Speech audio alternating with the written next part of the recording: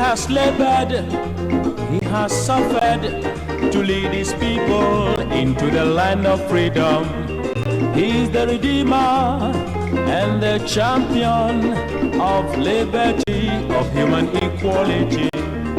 Let's salute him, fellow Ghanaians, the nation's founder, Sergeant Kwame Nkrumah. May God bless him, Ghana showboy, Africa's great son, Sergeant Dr. Nkrumah.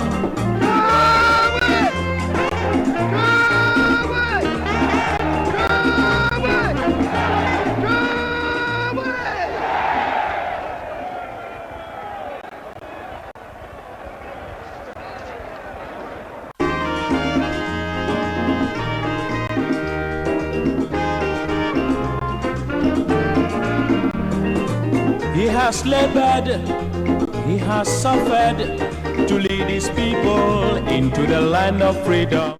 Hello, good morning to you, and thank you very much for joining us on Alhaji and Alhaji this morning. It's another Saturday morning. We are live from the studios of Pan-African Television. My name is Senna. It's always my pleasure to welcome you to the mother of all talk shows. Here we say it as it is, no matter who is involved, and then we leave you better educated. We have some slight difficulties with our Facebook broadcast. We're working on it. We'll get it up and running very soon for those of you who watch us on Facebook. But if you're unable to do that, there are other alternatives you can use. You can listen to us via internet radio for those of you who are in other parts of the world, especially in the West. You can do that through Ahunto 92.3 FM. Just use any of the radio streaming apps. Look for Ahunto 92.3 FM or Radio Gold 90.5 FM. You can get to listen to us through any of those platforms if you're anywhere across the world. Those are the two platforms you can use until we get the Facebook up and running. As soon as we do that, I'll announce it. But we are on television, on Pan-African Television, our main channel. And then we are also on Volta 1 TV in the Volta region. We're on several radio affiliates across the country, 2 radio stations in the central region alone, several others across the country. A big thank you to all of them. We say a bigger thank you to Ahunto 92.3 FM. They are providing us their platform here in the Greater Accra region. 92.3 FM is the frequency. Tune in right now. You can get to listen to us if you're here. If you're in Akachi, you can tune in to us on Shine FM. We are on Shine FM. We are on Global FM in Ho. We are on Nyawasi Radio in Ketekrachi. We are also on Matambo Radio. We are on Diamond FM. And we are also on Zebila FM. And of course, Bewa Radio in Yendi. Several other affiliates. I'll be announcing them as we go across as the show starts and we'll go. A big thank you to the crew here at Pan-African Television. Important is that this morning, anywhere you are going, whatever you're going to do, remember to put on your mask. There's a bigger risk of COVID that is lurking in the corner. It's not about enforcement, but it's about the protection of your life. Very, very important. The protection of your life. If you have been reading the Daily Guide this week, for the first time I was paying attention to them because they were doing up-to-date reports or updates on some of the lives being lost, especially the prominent people that they can easily identify to COVID. Please be very careful. Mask up, sanitize, wash your hands as constantly as you can. Of course, COVID is at the front of what we are discussing today. We are talking about COVID-19. We are talking about COVID-19 and the recommendation from the Ghana Medical Association. The recommendations we are hearing. So this week we have been hearing issues about even testing results. When you have been tested, results. There are reports that results are for sale. If they test you positive, that result can be turned into negative if you just pay some small amount. That was the report earlier in the week. Very serious allegations, investigations are being done into it. We'll talk about that issue. Very first issue. Then secondly, we'll spend some time on what Moody's has been saying about our debt situation going into 2021. We're looking at 80% debt to GDP ratio. And they are saying that has serious implications for Ghana's economy going forward. And then we'll end with the election petition, because the major issue is whether the Supreme Court is sacrificing justice for expedition. That was a statement made by the lead lawyer for the petitioner in the matter, former President John Dramani Mahama. And he raised that worry, and it's a matter that we'll spend some time on if we do get there. Joining me this morning for this discussion, I have in the studio Mr. Kwesi Pajina, who is managing editor of the Insight newspaper, a regular panelist on the program. Always wonderful to listen to his insight on the issues of the week. And then we are joined for the first time since he became honorable member of Parliament for Anyaso Utum, Dr. Aduma Kukisi joins us today. We are hoping we'll be joined by his colleague in Parliament, Alasan S. Suhini, who is member of Parliament for Tamale North, and he has been put on the appointment committee once again. You've seen some very interesting list of ministers. And then we'll be joined by a leading member of the Convention People's Party. I think I have to do some correction. Susanna Iduamankwa, Madam, will join us somewhere along the show. And so that's the panel I'm working with today. We'll take a short break. When we come back, we'll deal with the issues. Africa's great song, Sergeant Dr. Kroma.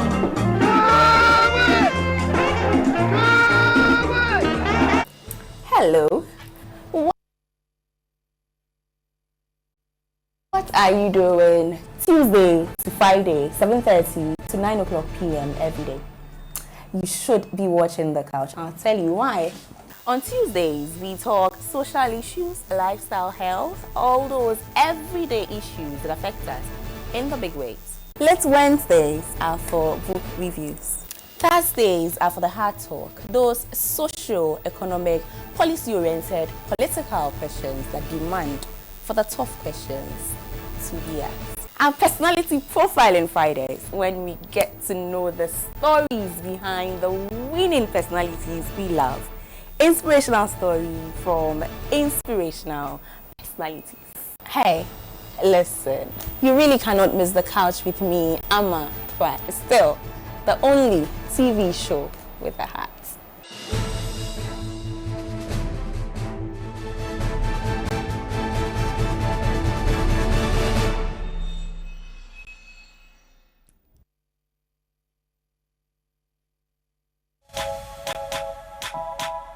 Market Stories is all about our market. Issues such as sanitation, market structures, storage facility, pricing, bargaining, and everything else that goes on in the market. It's going to be very educative, entertaining, and interactive.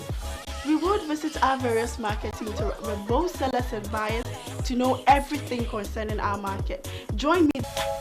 My name is Maud Ananinate. I'm your market lady.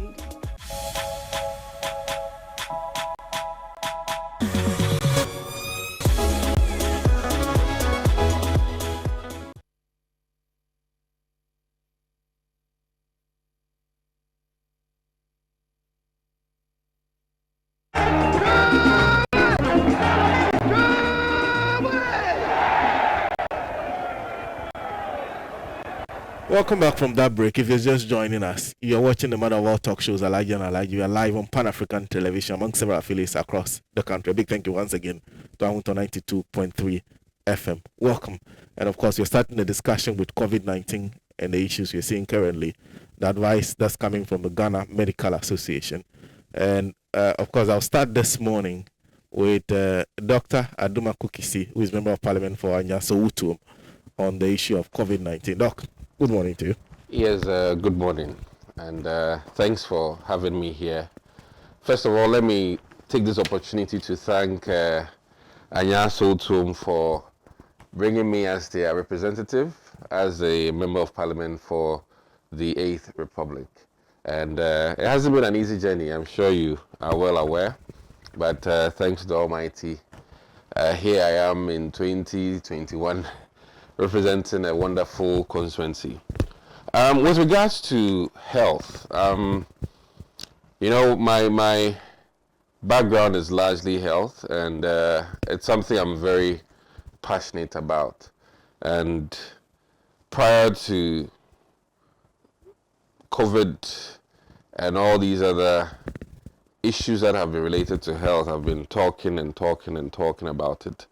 But here we are in January 23rd of 2021, and things are changing.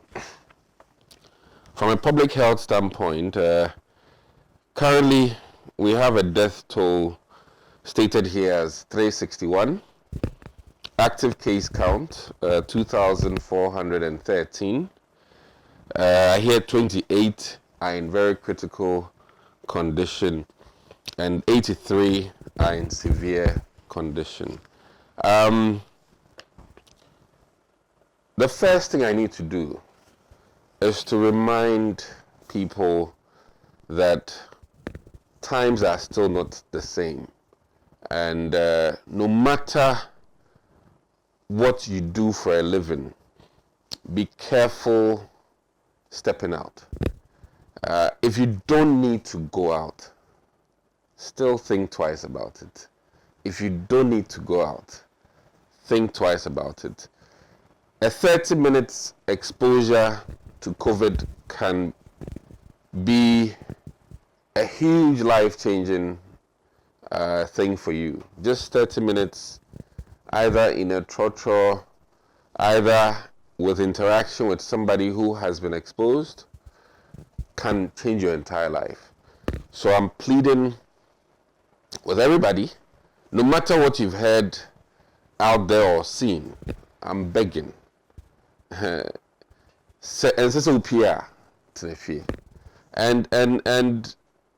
people are calling for government interventions in so many ways. Some are asking for another lockdown. Some are asking that the government should stay out of their homes and their business. But I want to say one thing. Invariably, we are all responsible for our own lives. Invariably. And whether government gives you a warning that tobacco smoking can be dangerous to your health, and you decide to smoke, is your own prerogative. But with this COVID issue, I was happy to hear one young man telling the other that, listen, it is not just about you and me. We may give it to somebody who will not survive it. And that is the scary part of it. I may go to town, pick it up, go home to my 70-year-old, and now even that logic is even dying now, because 36-year-olds are dying, 26-year-olds are dying. So the whole idea that just the elderly people get even affected and die from it is changing. We've seen people in their 40s going as well. So I'm pleading, I'm using this forum today to beg people, if you can stop the parties, please stop it. If you can not go to the bar, and even our church activities. I mean, I'm all religious, but I think we also need to be careful in doing lots of midweek activities. I mean, things that keep us going severally to church and things. We need to watch it. And people are saying, oh, but we campaigned and did all these mass rallies and all these things. But one thing is clear. This time things have changed. I think if it was as scary as it is now in November or even in September, maybe our behaviors would have been different. There's a second thought that the Christmas exposure to lots of our foreign visitors may have also contributed. Clearly we had a lot more people visiting our country during the Christmas season, and that may have increased our numbers. And I'll come to the laboratory bit of this, where you made a reference to one gentleman who claims he paid to get his laboratory results changed. It's a very huge indictment on the health establishment.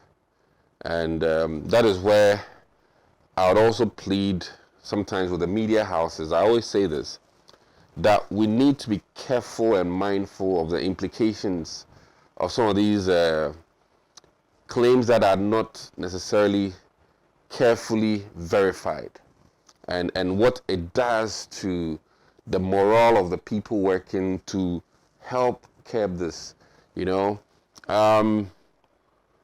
What I've also heard is the fact that some of the statements made by the gentleman did not add up. And then also, per the investigations done, it is becoming more clear that I think that was not what actually ensued. Be it as it may, I think that there's a lot of good out there that somehow we just fail to capture. And then the one-off incident becomes the only one the whole world would want to talk about.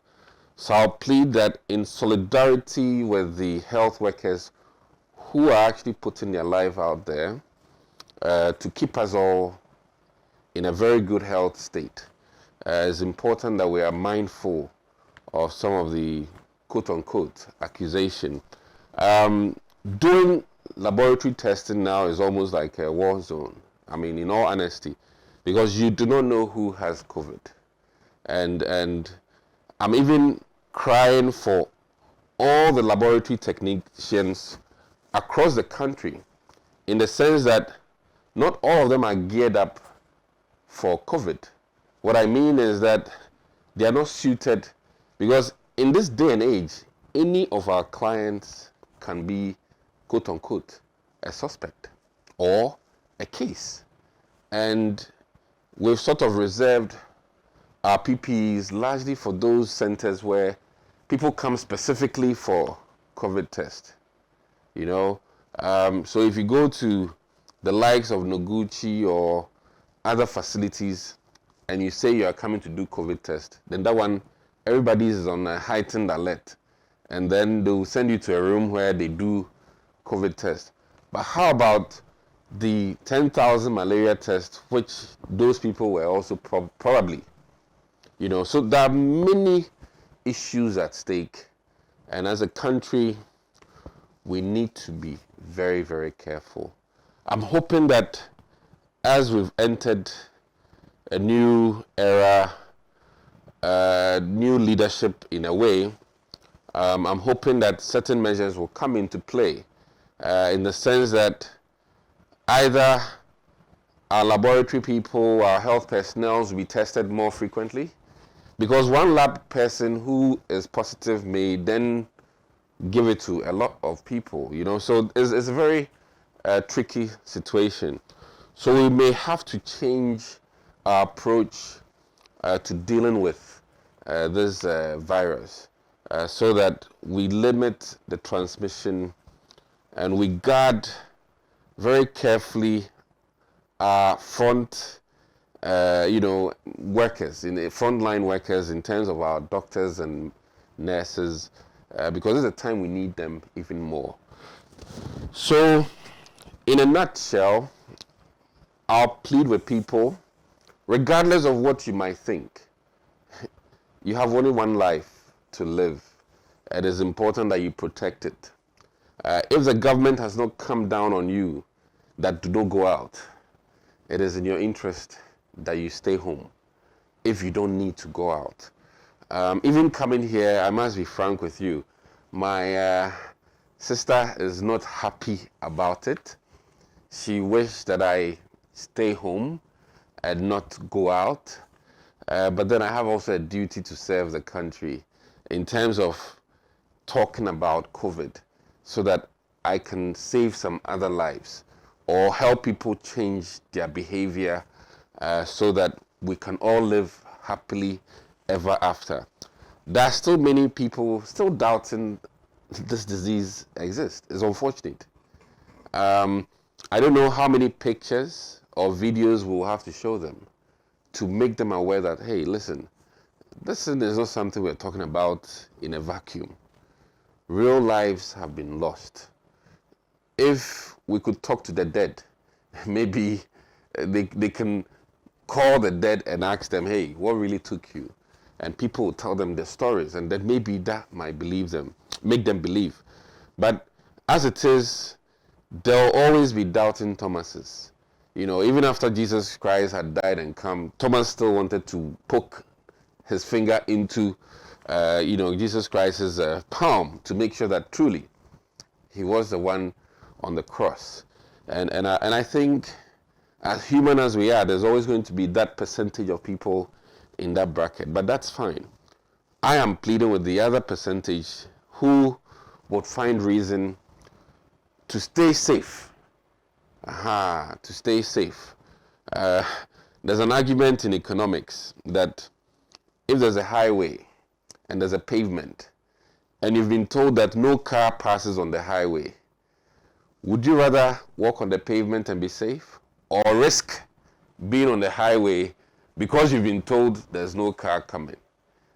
And in economics, we're taught that the rational human being will stay on the pavement regardless, because that one there, onim say, the risk is less, even though he's been told no car passes on the highway.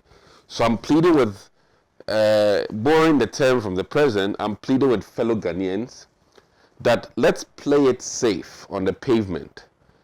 Let us take all the needed precautions if we don't even believe COVID is real, so that should in case it is not real, you are safe. Should in case that it is real, you are still what? Safe. And I think with that logic, Ghana will be better, and we will reduce the lives lost. What I'm even more concerned also is the escalating effect on other health conditions, be it hypertension and then stroke and diabetes. Sometimes when you get into failure, when your heart isn't working well, you also need oxygen. Most of these oxygen points are now being occupied by people with respiratory tract issues related to COVID. So we've had a reduction in the access points for people who may have heart conditions that need oxygen for sustenance for a day or two so that they get back on their feet. Now this is becoming an issue. Hypertensives in failure are going to suffer.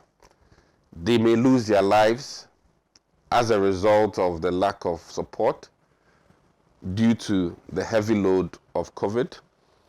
And I'll plead with Ghanaians that let us help each other. Let us reduce the spread so that we can all live safer and live longer. And COVID definitely is real. Personally, last week, I referred 2 cases of it. It is very real.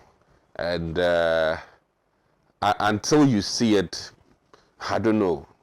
But believe you me, it is a very devastating illness. And the stories I'm hearing, I think maybe the pain that Jesus Christ got in Gethsemane, when every pore was pained and bleeding from the pore. I don't know if, I haven't experienced it, but maybe people in that kind of pain are experiencing something close to what Christ experienced when he was in pain and bleeding from every pore in the Garden of Gethsemane. So I plead with my Christian brothers out there and my Muslim friends and everybody that listen, I beg you, wear your face mask. Make sure you are enforcing social distancing if you happen to be in any gathering, and change your habits. There are a few practices that we know are helping: hand washing, hand sanitizer, and more importantly, do not go out if you don't have to. And God help us all. We are not very heavily equipped. If these numbers should skyrocket, already our system is largely, troubled. You refer a case to, Rage and there are no beds. You refer a case to Kolebu, there are no beds. And to add this burden, wallahi, we'll be in big trouble as a country. So I'm pleading with everybody, let's do our very best and ensure that our parents, our siblings are all safe. Our habits should not endanger them. And we pray for all these students also that proprietors would ensure that the children are taking the needed precautions whilst they are in school. Because life also has to go on. It's very important. Lack of education, the people may perish. And it is very much tied to our development. So I'll plead, and we'll talk some more about this as we go on to the Ghana Medical Association recommendation. So that's my bit about COVID this morning. Thank you. Thank you. What we'll do is that we'll take a short break for Madam Susan and John to join us. Then we'll continue the discussion. I just said from Dr. Advertisement. So we'll come back. I'll read to you what the GMA is saying about testing before Madam Edward comes. Take a stay. Big Roma, may God bless him. Ghana show boy, Africa's great song, Sergeant for Dr. Roma.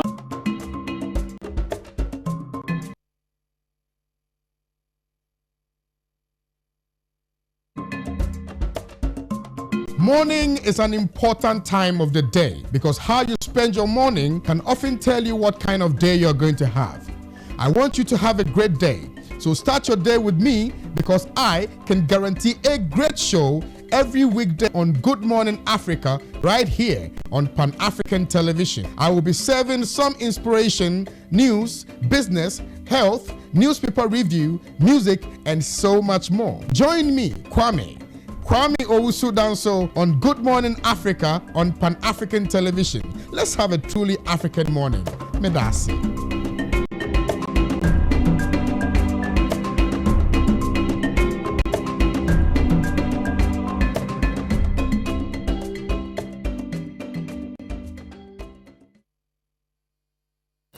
Hello, what are you doing Tuesday to Friday, 7:30 to 9 o'clock p.m. every day? You should be watching The Couch. I'll tell you why. On Tuesdays, we talk social issues, lifestyle, health, all those everyday issues that affect us in the big ways. Wednesdays are for book reviews. Thursdays are for the hard talk, those social, economic, policy-oriented, political questions that demand for the tough questions to be asked. Our personality profiling Fridays, when we get to know the stories behind the winning personalities we love. Inspirational story from inspirational personalities. Hey, listen, you really cannot miss The Couch with me, Amma Twa. Still, the only TV show with a heart.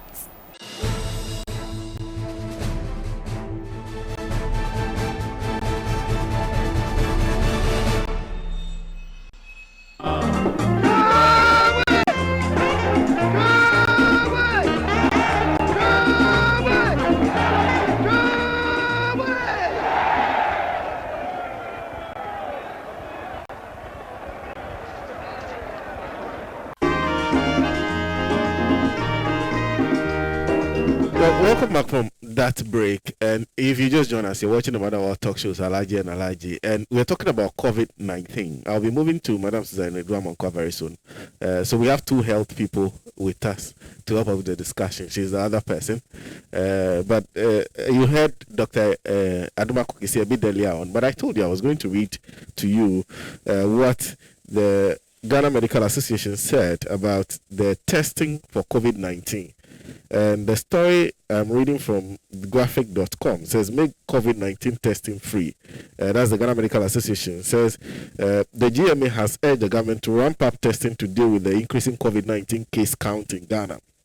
The GMA, in a press statement dated January 14, 2020, said testing should be made free are relatively cheaper for the ordinary Ghanaian who needs testing as a result of direct exposure or when symptomatic for COVID-19. That's a quote, and says the GMA also wants the government to implement free mass testing in all identified COVID-19 hotspots, provide healthcare workers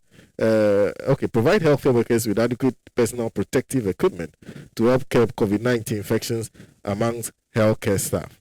Quote, the GMA believes this will help address the current shortfalls in our testing and contact tracing regimes, end quote. The statement said, Ghana's active COVID-19 cases, which were less than 800 before Christmas, has increased to, that was as at 11th January. So that's the GMA's proposal, that we should look at testing. Don't forget the students are also in school. At this time when we are saying that we are seeing some very serious spikes in a new strain. Madam, thanks for joining us.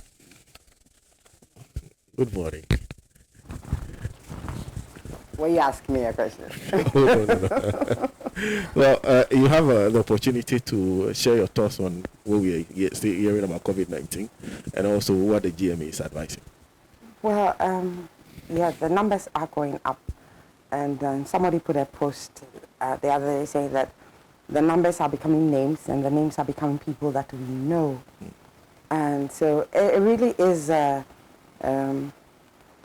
situation for concern that we cannot brush off like we did with the first wave. You know, we were a little concerned and then we moved on, you know, like how we usually do, that live and let live.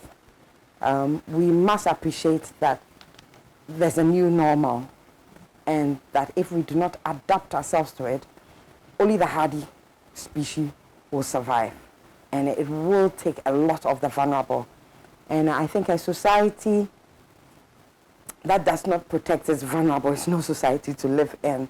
And so that must be done. We must protect our vulnerable and those who will succumb to the disease. That is manpower that we cannot do without. On GMA's thing about testing should be free, basically testing is free.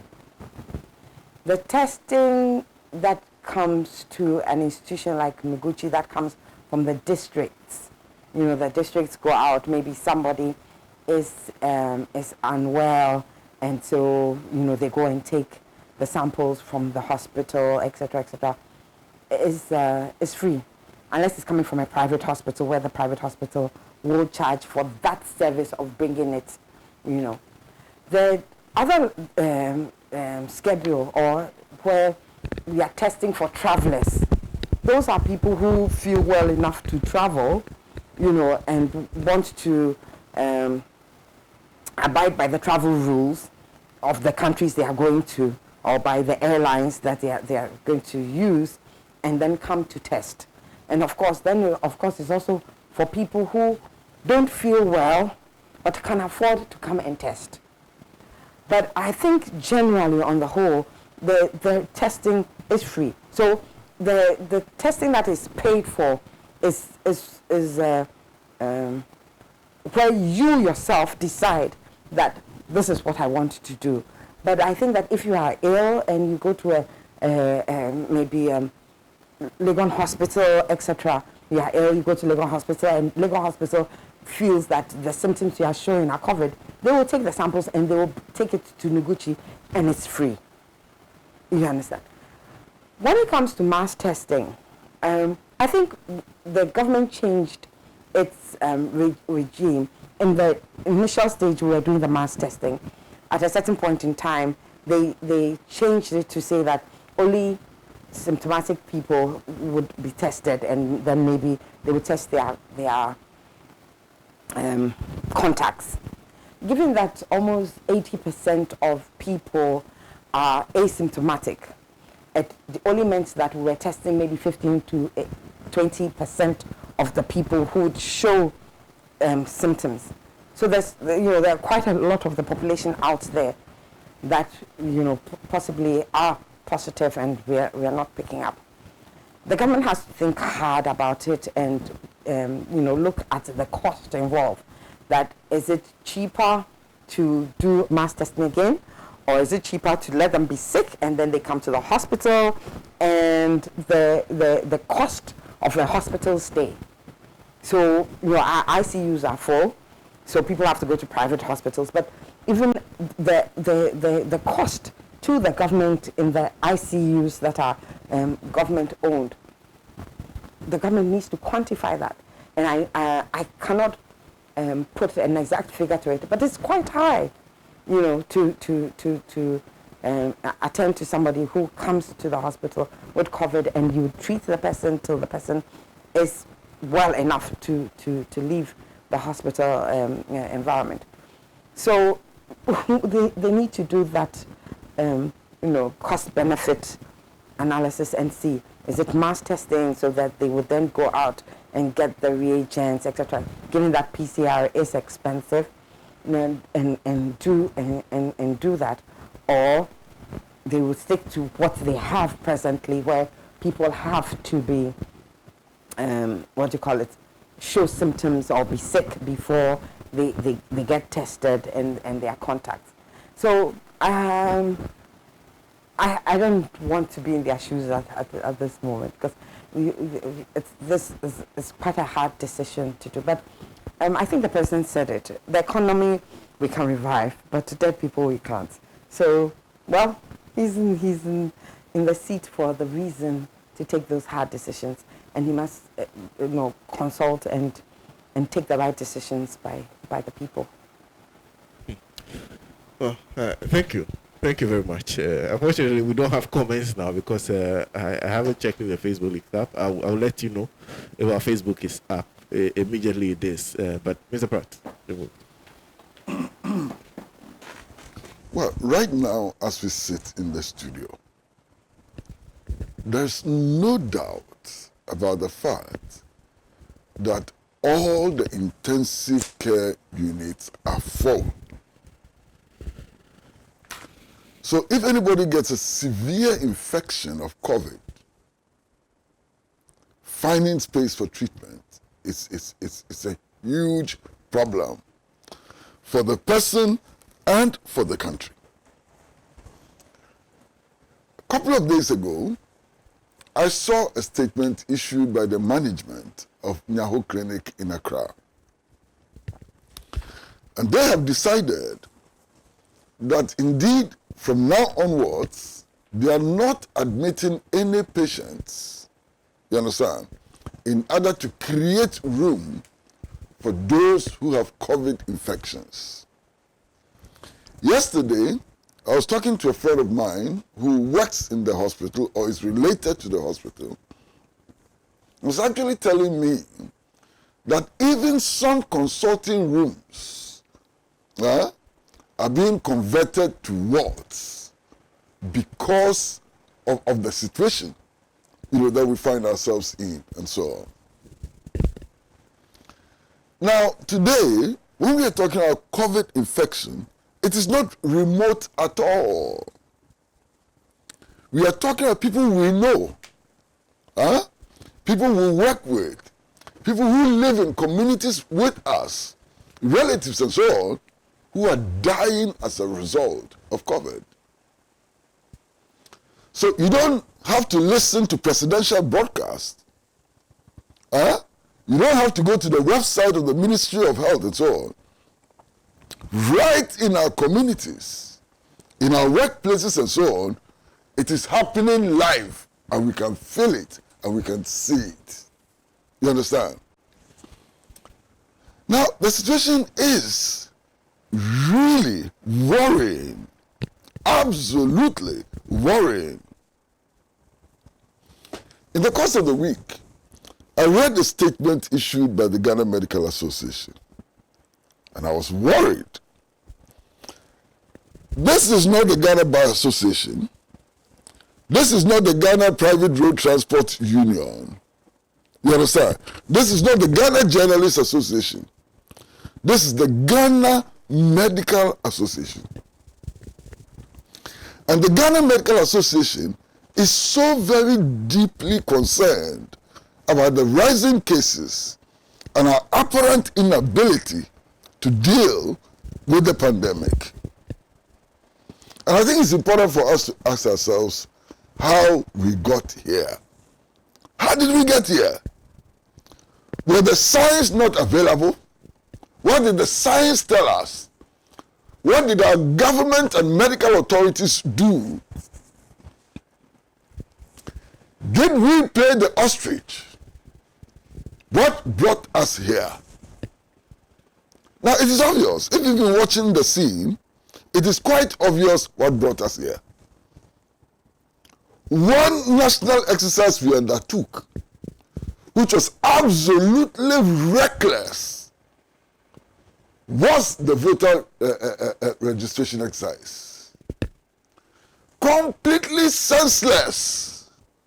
And indeed, the results of the elections have borne that out.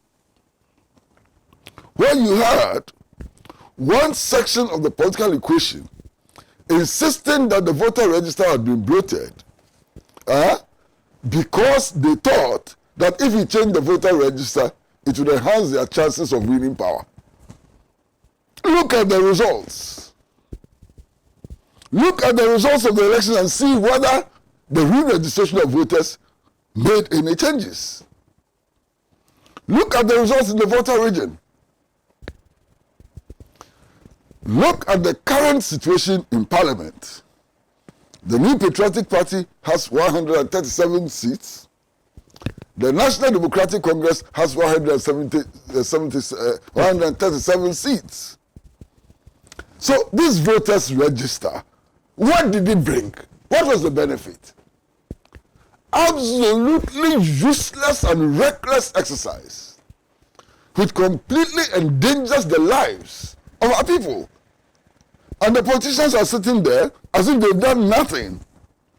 Those who took that decision and ramped it down our throat in spite of public protest must be ashamed of themselves and indeed must hold themselves responsible for the current spate of death and misery in the society. You understand? And they refuse to listen to any advice.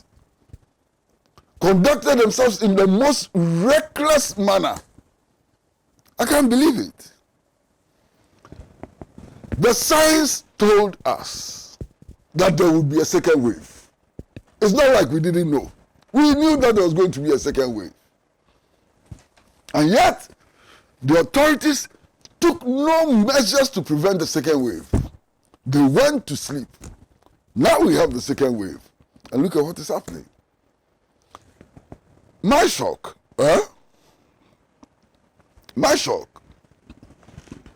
is that in the face of this global pandemic, in the face of an escalating situation and so on, we did not embark upon random mass testing.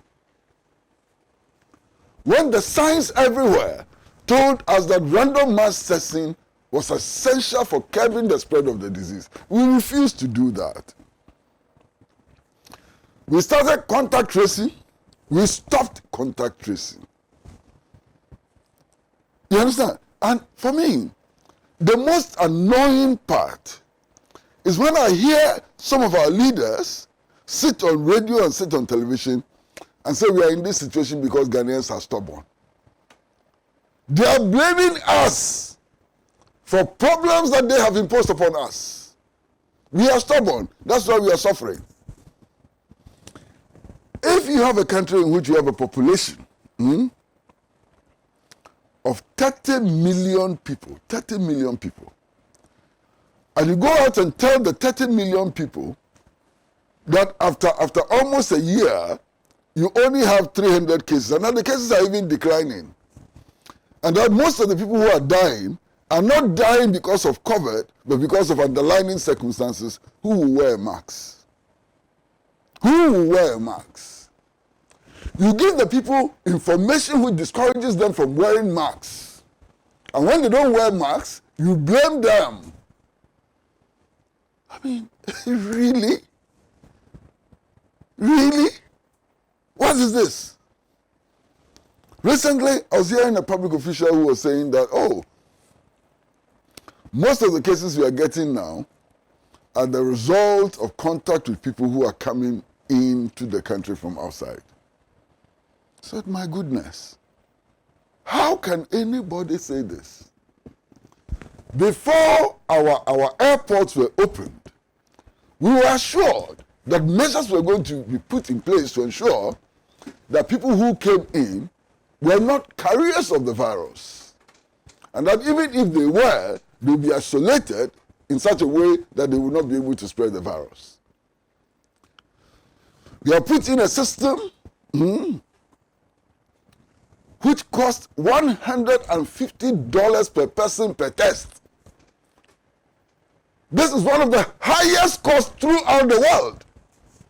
We are charging our people more than any country is charging. $150 per person per test. And then we turn around and say, it's the people who are coming from outside. How are they spreading it if they are properly being tested and isolated? Master, it simply doesn't make sense. Look, when we had just about 24 cases and so on, there was total panic. 24 cases. We ran into the hundreds and so on, and then we said, oh, political parties can have their primaries. Can you believe it? We had less than 100 cases and went into a nationwide lockdown. The cases started rising. We were going into the hundreds and so on, and said now political parties can have their primaries. It seems to me that maintaining political power, acquiring political power and maintaining it for whatever purpose, took precedence over common sense and science in the effort to prevent the pandemic. And it makes me sick.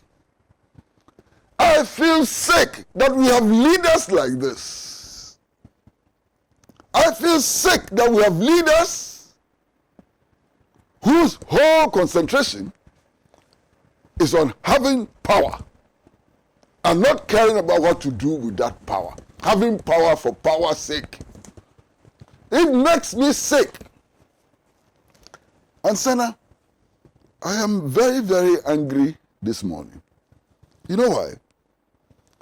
Because me, personally, at the very personal level, I've lost my younger brother. My brother has died at 64. He was still active and working. He was a lecturer in Jimpa, contributing to the national development effort and so on. We lost him last week. We lost him to COVID. As we speak, the wife of a schoolmate of mine is on admission at 37 Military Hospital. COVID. As we speak, a friend's son is on admission.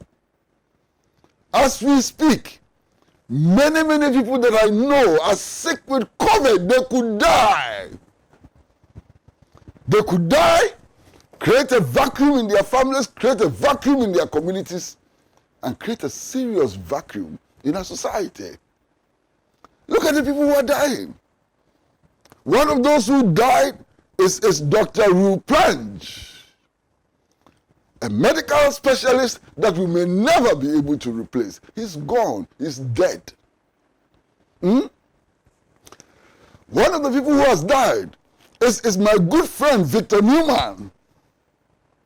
Go and ask the president who Victor Newman is and what contributions Victor Newman has made to the New Patriotic Party and to his own rise from lawyer to president. Go and ask him and he'll tell you. So we are losing all these people. We are losing them. And we are still not being told anything that is sensible. Listen, the last statement which was issued by the Ghana Medical Association made some interesting recommendations. The Ghana Medical Association is telling us that we should ban burials and funerals, mass burials and funerals. It's telling us we should ban weddings and so on, all the activities which lead to the congregation of large numbers.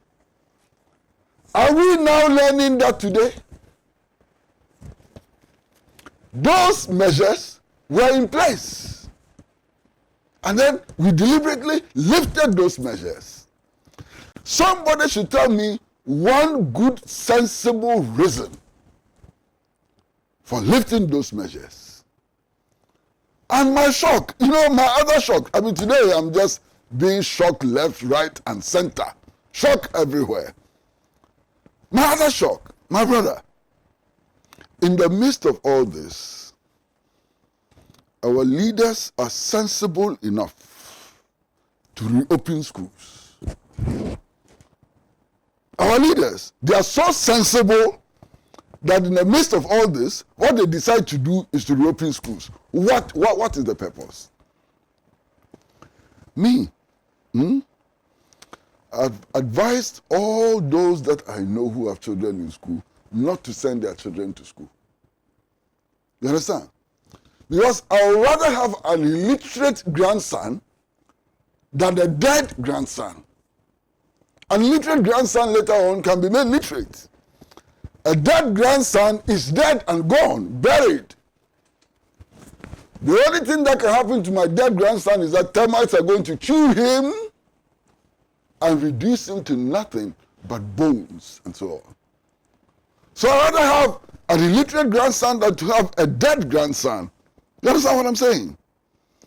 This decision is another mark of the recklessness that we're experiencing. There's one of the most, how do I describe this school? Elite schools, one of the most elite schools, and I'm sure that you all know the school that I'm talking about, where there's been an outbreak in the school, leading to the death of one of the teachers, and the isolation or hospitalization of several other teachers. The school on its own has now decided to shut down, in spite of the government directive. Are we waiting for a repeat of what is happening in that school before we wake up to the reality? Is that what you want to do? And my brother, I saw videos of children in some of the schools which have reopened. Jesus Christ of Nazareth. Who does that to children? And these children, I saw them on video. I'm sure you've all seen the videos. Hugging and playing and so on, as if nothing has happened. We are going to kill these innocent children. For goodness sake, somebody is going to carry the blood of these innocent children if they should be infected and if they should die. It is so reckless, it is unbelievable. Then, my other worry. I'm listening to the health professionals. Read the Ghana Medical Association statement. The Ghana Medical Association is calling for adequate protective equipment for health workers. Common sense tells us that it means that health workers do not have adequate protective equipment. So if our health workers don't have adequate protective equipment, how can they work? If they can't protect themselves, how do they protect us? Amazing. The doctors, the nurses, the so-called community, they cannot even protect themselves. How do they protect you? When this pandemic began, sometime last year, our government was praised to the high heavens for making water free for certain categories of consumers. They were praised. Everybody was happy with them. So, Massa, soon after the elections, the indelible ink had not dried on our fingers. Government decided that everybody should pay fully for the water. And people started asking, hey, what is happening? Is the pandemic over? Of course it was not over. Look, in this situation, we have choices to make. We have clear choices to make. Yes, I understand that this will put a strain on the national economy. I understand that it is not easy to fight the pandemic. I understand that national resources are fully stretched and so on. But we have choices to make. Are we going to spend the taxpayers' money on digging shallow holes in the ground? Shallow holes in the ground, which get filled during rains and 3 days after get dry. That thing we call one district, one dam. Or we are going to spend the resources on protecting the health of our citizens. What are we doing with the national resources? This is the time to establish clearly, very clearly, national priority. And look around and see some of the things that we do, some of the things that we are doing, and so on. Some of the things that we are spending our money on. And ask yourself whether in the face of this pandemic, it is the most sensible thing to do. You know what is shocking? Today I'm using shock and shock and shock and shock. Because the situation is shocking. Look, we have a situation where we are told that all the intensive care units are full. Okay? I'm told of a case of a very prominent citizen who died because when the doctors decided that he should be put on a ventilator, there was no ventilator available. And the person had to die. Now I'm saying that if prominent citizens of Ghana, very prominent citizens of Ghana, who are even in a position to pay for their health care and so on, are dying because there are not enough ventilators, what will happen to you, living in Shukura? What will happen to you? If you get COVID, if big men are dying, what will happen to you living in Shukura if you should get COVID? What will happen to our brothers and sisters, uncles and mothers living in Mamobi and Nima? What will happen to them?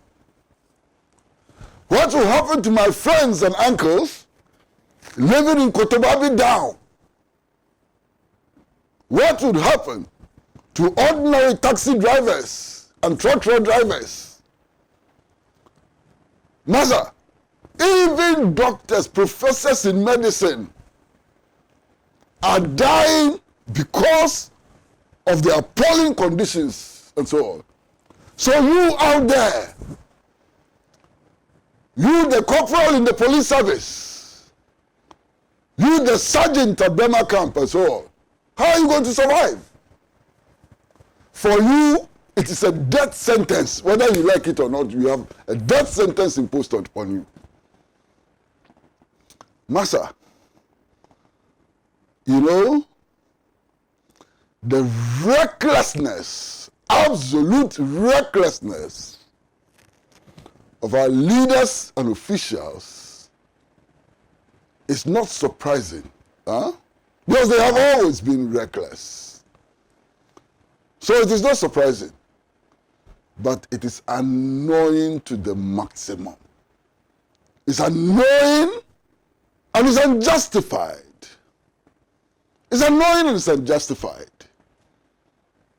We are waiting for the next presidential address on COVID. And we are waiting. We are waiting with rapt attention. And we want to hear concrete measures which will address this situation and not sentence our people to immature death.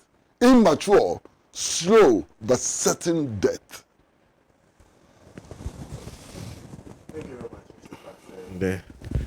Well, you can understand the passion with which he speaks, because he's lost somebody to COVID, and that's why it's important that we all need to pay attention. But we are back on Facebook, Pan-African Television. We are back on Facebook, because you can watch us on Facebook and see the numbers are ramping up very fast already. Let me go to Honorable Sohini. Welcome. Thank you very much, Senna. Let me sincerely apologize to you and colleague panelists and viewers for arriving late, and say good morning to you all. I think that we all need to understand that if you thought that the pandemic called COVID was reserved to be suffered by some people, you may have to revise your nose at this stage. A friend of mine said if we were doing politics with COVID, you could say that it is fast becoming one family, one death. It's as if the statistics, are fast changing into names. And the names are fast becoming people we all know. And so it gets scarier by the day. Not only because the next name may just be an immediate family, and my sincere condolences to Mr. Pratt, but also it may even be your name.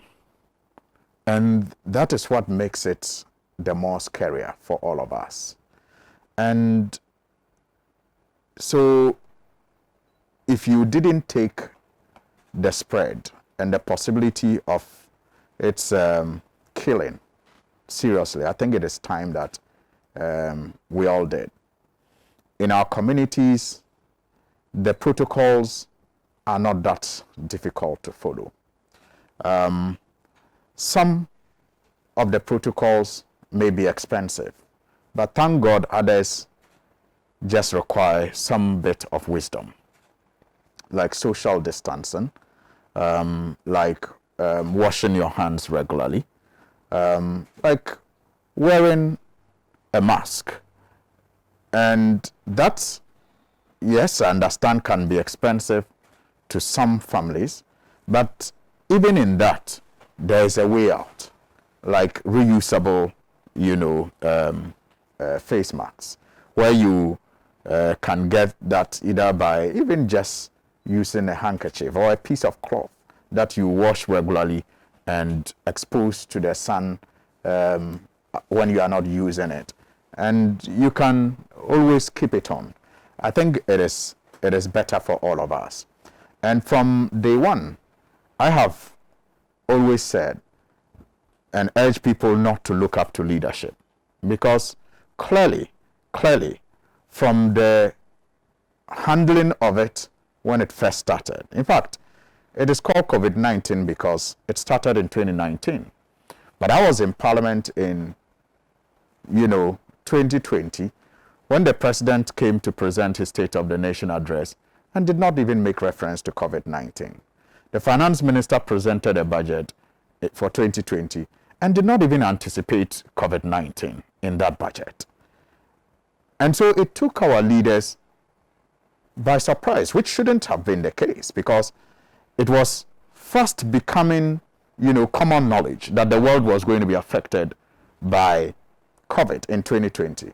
But even then, our leaders were living in their own world and didn't think that Ghana will be exposed to the dangers of this disease, of this virus. So even at that point, I kept saying and urging people to take personal responsibility seriously and not to look up to leadership, because it didn't seem like leadership had a clue as to how to protect all of us.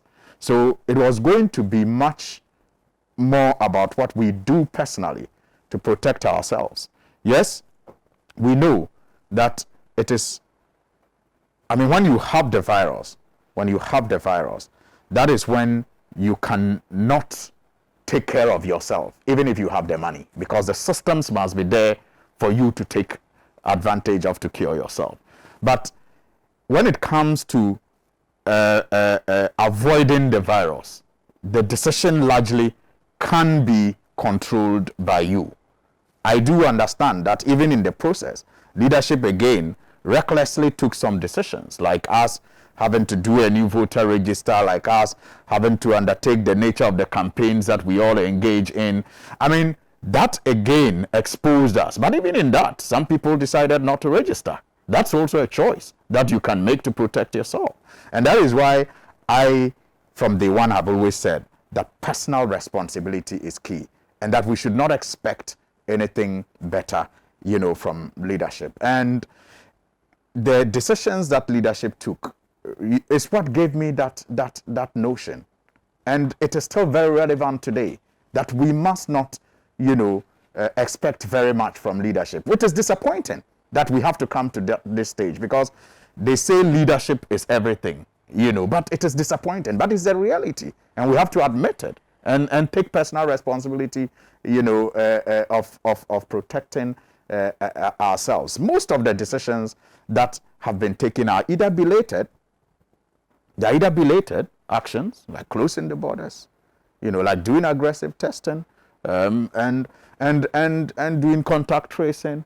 Many of these decisions were belated. In fact, it was as if the mindset was to grandstand and sloganeer and position leadership to look good. So the whole approach and mindset was like it's a PR crisis and not a medical crisis. And so let's approach it with a communication solution and not a medical, solution. And so it was all about ticking the boxes. So, for example, the president rushes to Parliament and says, you have to pass a law that will, you know, help us deal with COVID. And then get Parliament stampeded to pass the law in record time. So the UN and the WHO and others see that Ghana has passed the law, box ticked, but the law is shelved. Only for the president a couple of weeks ago to come and tell us, I'm now going to enforce the law. Belated. So every action has either been belated or every action seemed to be addressing a PR problem and not a medical problem, or every action very wickedly sometimes seemed to just want to take advantage of the opportunity, of the situation, to create opportunities for people to make money. Like the testing at our airports. Everybody who has followed it and followed testing in other airports will tell you that ours is it just amounts to extortion of people. Extortion, $150. And, you know, I understand nowadays there are even protocols. People arrive and when they don't want to waste time, they can pay more and get the results without even being tested. So it's about money. It's about how people are making money. In fact, the last review, the latest review, I think, from the WHO, that's review 115, talked about how fumigation, for example, is not just related to this COVID fight. Fumigation is not related to this COVID fight. It has no impact whatsoever to, you know, dealing with the virus. But how much hasn't our government pumped into fumigation and making it look like, okay, schools are going to open. We are fumigating all schools. We are fumigating mosques. Just so that some people or some institutions can make money. But the World Health Organization tells us fumigation has no bearing on the virus. So you see that the actions that are taken, like I said, either belated, they are only to address PR gaps to make government look good, or they are just to take advantage of a very bad situation to create opportunities for people to make money, which is very, very unfortunate.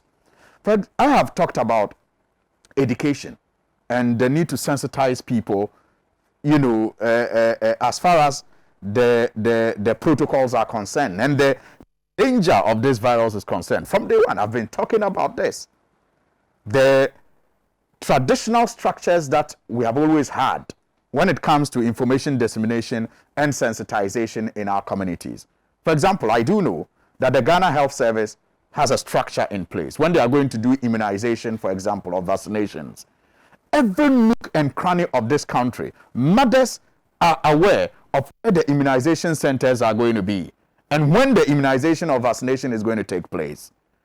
Because over the years, they have used this structure to engage the communities, to sensitize them about the importance of immunization and vaccination. And so you get every nook and cranny, even overseas. People know when it is immunization and vaccinations. How have we sat down to deploy that structure so that we can sensitize our communities and get people to understand the danger that we are faced with and what we can do? How? We have done nothing beyond the national platform that is created in Accra, where the Minister of Information and Health and Ghana Health Service officials will, at intervals, address the nation and tick the boxes as usual. We have not used those structures. So is it surprising that you still find people, even in Accra, on the streets, in the markets, who doubt the existence of this virus and the figures that are being churned out as victims or people who are affected by the virus? People are still doubtful that this virus is real. And you can't blame them because we have not engaged them correctly. Again, we have the Information Services Department. How have we resourced and retooled the Information Service Department to be utilized in ensuring that people understand what is at stake? We haven't. We haven't done much. We have the non-formal education. And over the years, the non-formal education has played key, roles in sensitization and information dissemination. We haven't used them in this case. So is it surprising to us that in some communities you go and the people tell you that as for this, our community, we don't have COVID. COVID is reserved for some affluent people, because they have not been properly engaged. The NCCE, which was, supported in some way, got the resources pulled back. I mean, some of the resources pulled back when it was election time. They gave them pickups that they were supposed to use to do sensitization and information dissemination, only for them to be asked to return the pickups, I'm sure, because some of the constituencies needed vehicles to move. I mean, so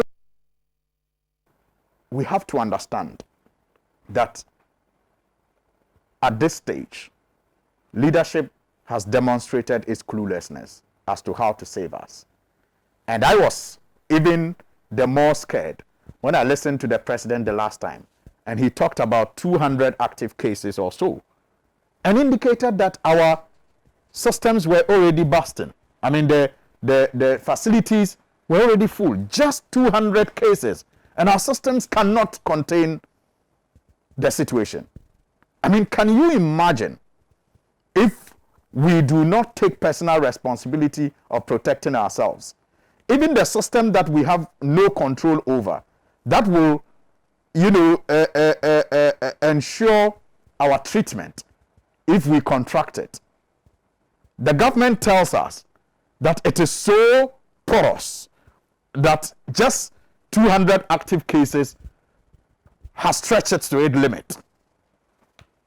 So it's as if we let our guards down, even when we were pretending to be working, just because we were focused on campaign and maybe the numbers seemed to have been going down. So we didn't even make any more improvements. All the talk about making our systems resilient and taking advantage of the virus to build more isolation centers and disease control centers were just what it was, talk.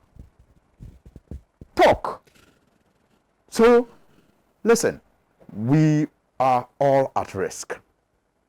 Unfortunately, repeatedly, leadership has demonstrated that it has no clue as to how to save us.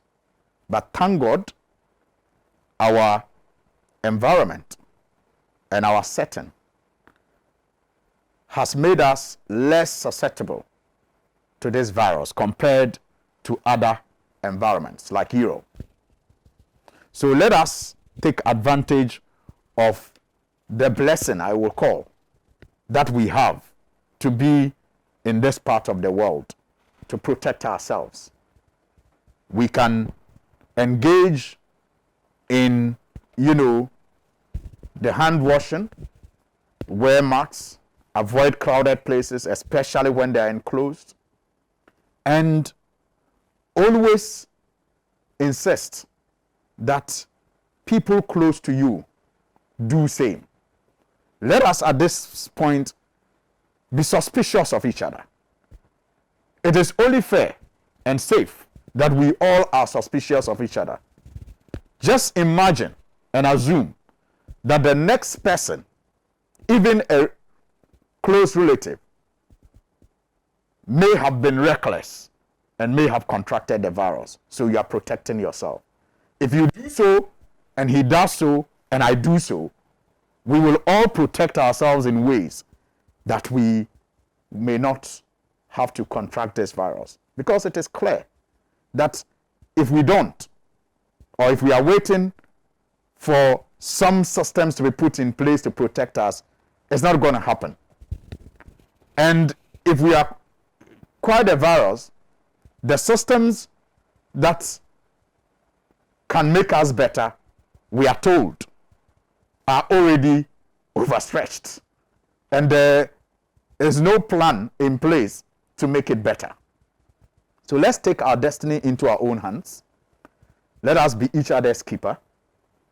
Let us avoid crowded places as much as possible. And let us be suspicious of each other. Let us observe the protocols to the best of our ability. And let us also be thankful to God and pray. That is for those of us who are faith, people of faith.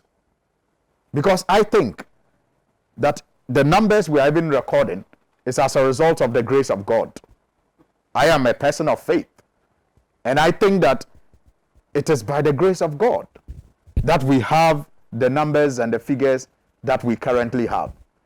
And so let us, take all these, measures that have been advertised to be the best in terms of protecting oneself from getting the virus. But let us also remember that God's hand is upon us. But let's not expect anything, unfortunately, let's not expect anything better from leadership. Thank you, Senna. Interesting way to end. Just in case you do not know, today's exactly 1 year since the first COVID-19 lockdown was put in place in China. So we are celebrating 1 year anniversary and we are still on. If you go to the UK right now, the lockdowns are still in place. Several parts of the world, they are still in serious lockdown, even in some parts of Africa. So very importantly, once again, our condolences to Mr. Pratt. And several of you are losing family members to COVID-19. It should just be a lesson to all of us. We need to take our protection seriously. A couple of messages on Facebook. I have a couple already. Charles Thompson is saying, His Excellency, Sir Professor Kwesi Pratt, always on point with his analysis on matters of national importance and very assertive and objective when it comes to matters concerning ordinary citizens. Otum, for the convener of Crossfire Ghana, says, I know we are not serious about the COVID-19 pandemic. The president and his folks were all over the place campaigning. He only realized that we are in a mess after Jim Mensah stole the verdicts for him. You say, great, says, okay, thank you very much. Some more. Udeduj says, if people in power have brains, they will not arrest over 100 people in Cape Coast and put them in police buses and lock them up in tiny police cells because there are no face masks. Do they know the number who will be released with COVID even if a single person amongst them is carrying the virus? Is the action of the police a solution or a catalyst to help with the spread? Common sense should be used at all times. You say, positive change in Medina says, from all indications, the EC and Akufo-Addo are in bed with each other. You say, the NDC leadership must up its game by ensuring the right things are done, because there was nothing like free, fair, and transparent about the just ended elections. You say, Hamza Isako says, the virus of COVID-19 is real, but the way the leadership is managing the affairs of COVID-19 is more of deception, and this is making us feel very relaxed to go about the protocol ethics. You say, Frederico Poco is also joining us. Says, Mr. Pratt, you're spoken like a statesman. You're honest. You're an honest man. Good David is saying is sending his condolences to Mr. Pratt. Says the government is failing on COVID-19. There's no proper structure for tackling it. Too much noise just going on. Alasan Hamdan is joining us from Tamale. Says the leaders of this country, especially the president, thinks we are fools. During the campaign, we didn't hear of COVID-19. After the election, our numbers start increasing.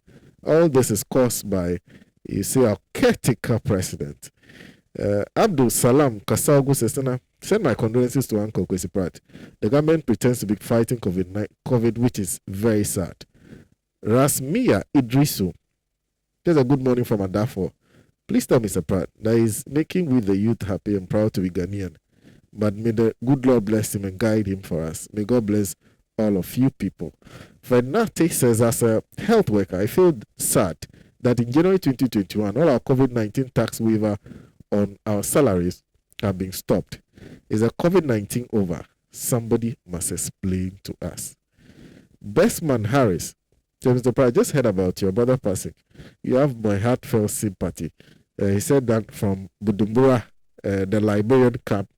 Wisdom Dogbeda is saying, please, and I want to know from the Honorable Minister from Parliament, what his ideas about the government opening school for future leaders in this high-rising.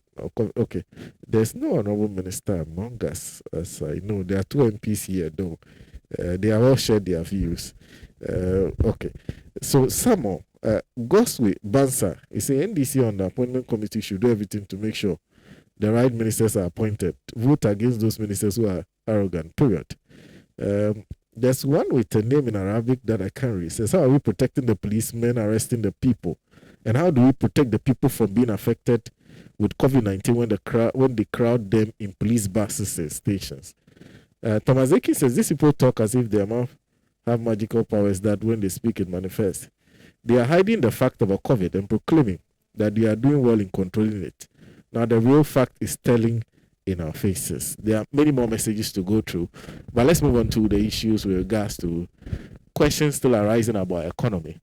Do not forget that the president earlier this week, not earlier, actually Thursday, confirmed Mr. Ken Ofuyata renominated him to be vetted by Parliament's appointment committee, including my very good brother to my left, Mr. Honorable Alasan Suini, to be the finance minister. The question is, what economy would he be confronted with, and how would he handle that? I would have loved to start from my left. He cannot go. Let me go back to Doc, and then come back to Suini. Doc. I thought it was ladies first. Anyways, we've touched on a very huge thing initially, which is the COVID, and clearly the impact on the economy cannot be understated, or as it is, overstated. COVID is a different beast. It's affected so many industries. One key one was the airline industry, which has caused a huge havoc. In fact, I'm sure it goes down to even Boeing. All these airline companies have been largely affected. What is interesting is one aircraft pays itself sometimes after 70 years. You can imagine. Yeah.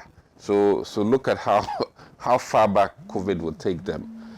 Now, with regards to our local economy, which is also very much interconnected with the rest of the world, I want to look at it from even remittance from our relatives outside.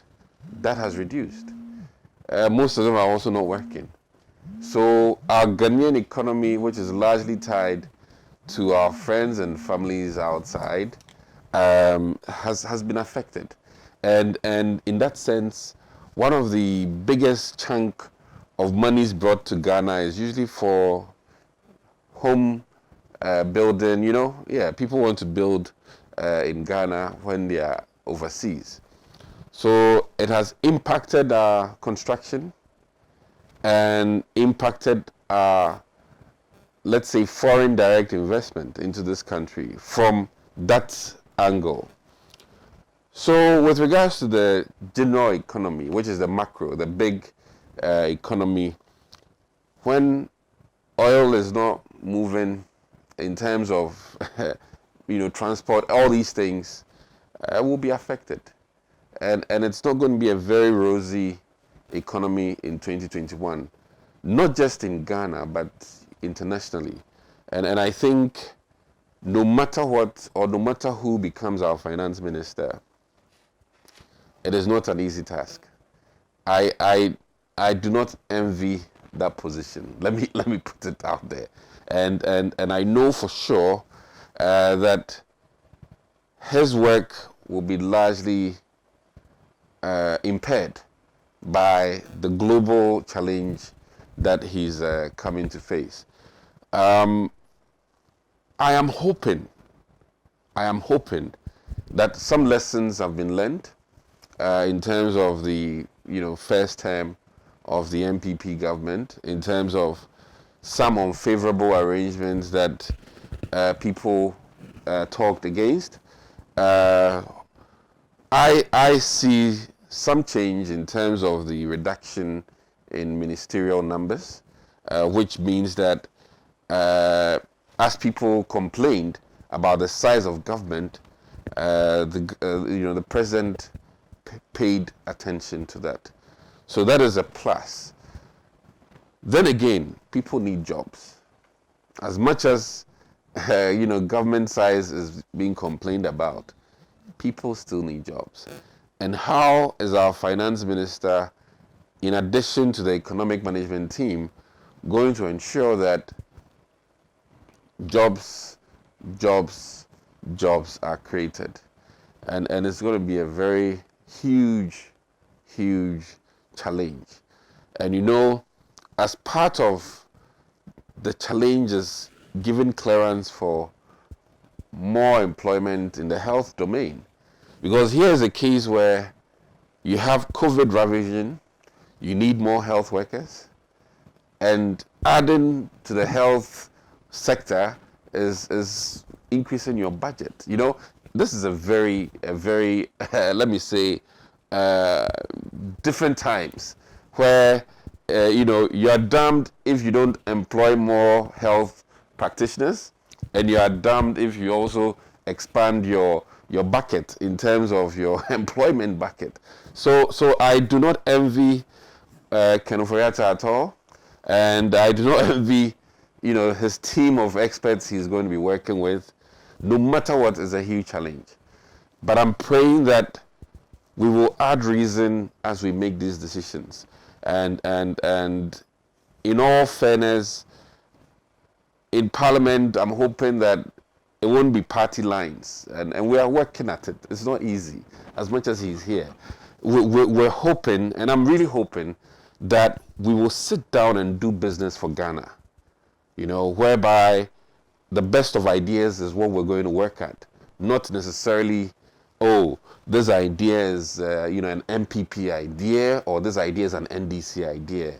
And I see that coming to play because, he'll bear witness. Just recently, Ayariga brought something which has been punched so many times. The outcome is seemingly different from what was brought initially. And it was as a result of a few different ideas coming to bear. And I'm hoping that the same approach will be used for a lot of things in Parliament, so that the rules of the game will not necessarily be strictly party lines. But then, each side will come to the table and say, listen, this thing can be looked at this way. This thing can be added so that Ghana wins. And that is what I'm hoping for, especially with our current financial situation and the way the world is going.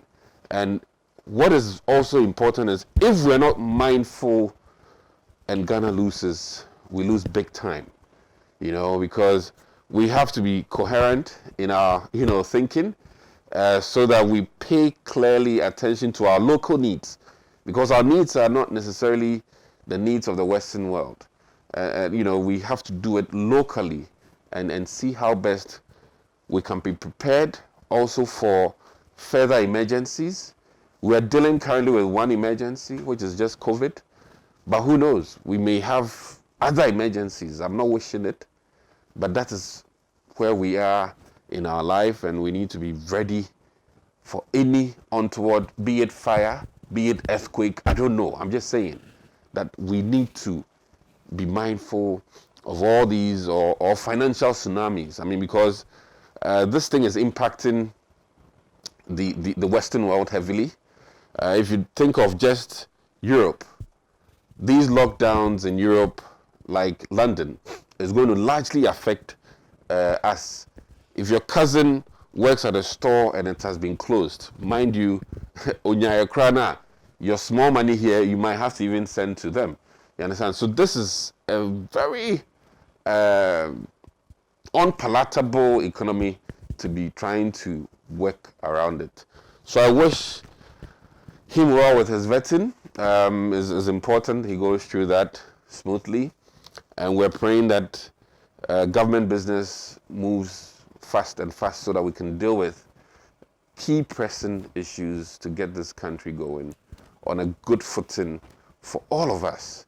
The average Ghanaian has to benefit, and we hope that the second term people feel very engaged in governance, and all the bright minds out there who can help us, finesse the economy well, help. It's unfortunate. I think recently one of the banks lost a very great mind in terms of financial ingenuity. It's unfortunate. These are some of the bad things that COVID is doing. It's taking not just quote unquote medical practitioners, but financial practitioners as well. And we're losing people who may also be able to contribute in terms of financial ingenuity. So God help us as a country, and I wish Ken the very best through vetting, and I'm praying more importantly, it's not just about Ken, but the entire country, that we work for Ghana in Parliament, and then we work for Ghana in government, so that 2021 things will work out good for us, and then beyond 2021. Yeah. Thank you. I'll go to Madam Susan Eduamonkwa shortly, but before I do that, let me just do a few of the messages on our earlier topic of discussion. Kamala Ganya is also saying, Uncle Pat, please accept my deepest condolences. Our thoughts and prayers are with you. Kojo Chumbuafo says, Senator, let me first send my heartfelt condolences to my senior brother, friend, mentor, and fellow freedom fighter, Kwesi Pratt. I blame Akufo-Addo squarely for the death of Uncle Nana Benyi Pratt. The MPP government stole the $400 million meant for COVID relief and distributed the money to their party operatives to bribe the electorate. As we speak, no one is telling us about plans to vaccinate Ghanaians because there's no money. Our country is now at 80% debt to GDP ratio, and the president has still nominated the highway. That's direct. That's very direct. And so, how pathetic and what a crying shame. How is it that they would appoint the likes of Dr. Eduma Kukusi as ministers? At least it's not. I said it's good works for the people of Anya and the staff of Legend, but perhaps he hasn't learned how. Interesting. Okay, so Charles Kanda Fokwasi says, good morning to you and your wonderful guest. My condolences to Comrade Kwesi Pratt. Nanado cannot do without appointing his family members to his government. He's shown that over time, that the country's resources is in the hands of his family. I'm demanding my tax from January 2021 to the end of December 2024. I think I can manage it better than putting it into the hands of the failed government to siphon with family members. You see. Techi Bansinas in a Sekuma says, Senator, kindly tell the Honorable Suhini and his colleague NDC members on the appointment committee to save Ghana by rejecting the following nominees. And he has a list. I'll share the list with Honorable Suhini. Angelo Kojof Yagbe says, Senator, tell Mr. Price to stay home until Corona will be over. We cannot afford to lose him, he say. And to Honorable Suhini and all other 30 members of the appointment committee, Oslawusu's fingers are in their mouth. If they can chew it off, as citizens, we have some conditions for them as members of parliament on the ticket of the NDC. Oslawusu can only be a minister again if radio go frequency is reinstalled. Oslawusu should compensate all workers of network broadcasting and should publicly apologize to all listeners of radio. If NDC members of parliament fail the test of restoration of radio, go consequences will befall them. You say that is from Angelo Kojofiag. But let me read this last one from Ambassador Sampiale. It says, since 1974, Ghana achieved one of the biggest public relations and education programs in the world. This is when we changed our driving code to drive on the right side of the road. Even in the era of very low concentration of media, GBC TV and Radio Ghana and the Information Service Cinema Vans did effective public education to help us overcome our anxieties about the changeover. That was concentrated messages in our local languages. The signature slogan was Nifa Nifa. Okay. Eventually, when the day came, we recorded 0 road accident. Today, there are many communication channels and sophisticated official communicators, but our school children go to school with nose mask on, but return home with their nose masks in their school bags. Truth be told, our public education in big English and technicalities on this COVID-19 has been a terrible failure. Madam? Well, on the last one, yes. I mean, when we changed over, there was not a single accident. I think, we were very proud of ourselves. We changed over, and I can't say the same for today. I mean, I can imagine the number of accidents because the kind of careless driving that you see on our roads, it's phenomenal. And the death that we are getting from road traffic accidents, I wonder why we even get tourists in this country, because any tourist in this country will be told that you could easily be killed by a road traffic accident. It's appalling, and you don't see anything being done. Yes, they did change the road traffic the safety commission into an authority, and we hope that now that they're an authority, they can bite and things will get better with our road traffic accidents. But that is my pet peeve, because just the other day, one guy almost killed me.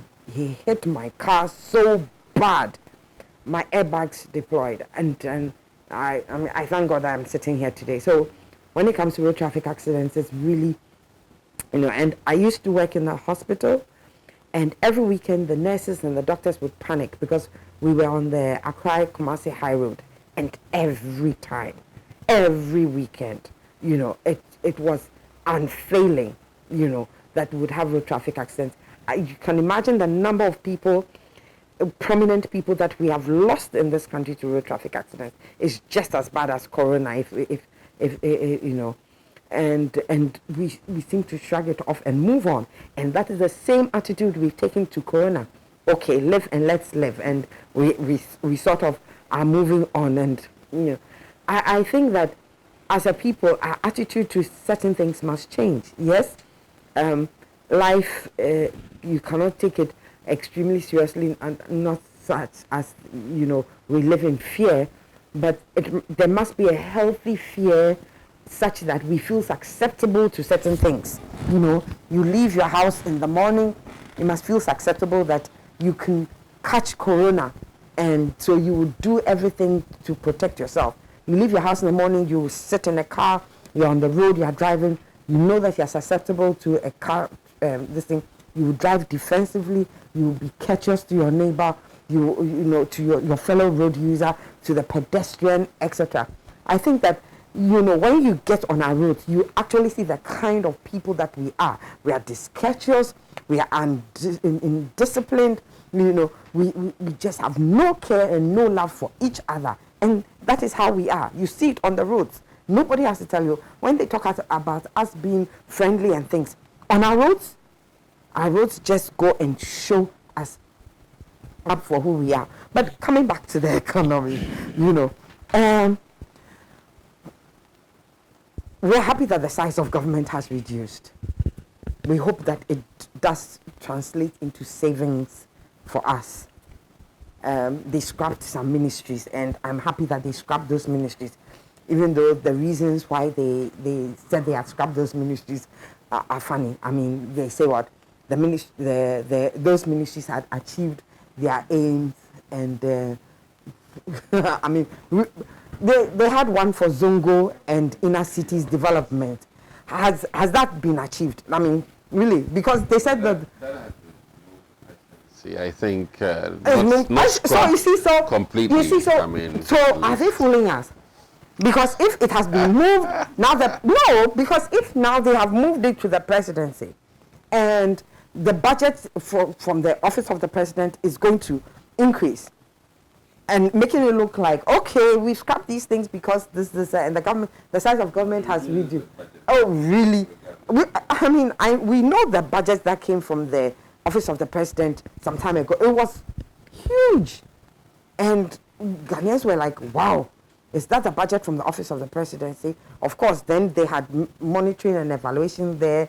They had special development initiatives and things like that. So now, okay, so it will be, well, I mean, hey, the figures will come out. The figures will come out. You understand? It will not consume as much, but it will consume. Are they really necessary? Do they have to be there? I mean, is it again cosmetic? In terms of making it look like, okay, we are happy that you have reduced it, and yet you have brought it in the back door, and so it will take up a lot of our taxpayers' money that can be used for better things. I think that governments shouldn't think that the people will be fooled all the time. We will find out these things. Unfortunately for us, Ghanaians don't punish politicians enough. Punish them for the lies that they tell us, and punish them for the kind of situations which we find ourselves. We are not punishing enough. Maybe because we feel as if we have no choices. But we do have a choice to say we don't like this. Maybe we are getting there. I like the fact that we have this kind of parliament, and we will see whether they will be passing off people as ministers willy-nilly like they did in the past, and without the kind of scrutiny that is required and the rejection. Because look, if they had this type of parliament maybe in the past, certain people would not have become ministers, because the scrutiny would have been a lot more, so we will see. As it is, we will see. But COVID has affected economies all over, and especially ours, that we seem to be dependent on others. Now, we are dependent on others for what we call development partners. Now, development partners who have their own issues, for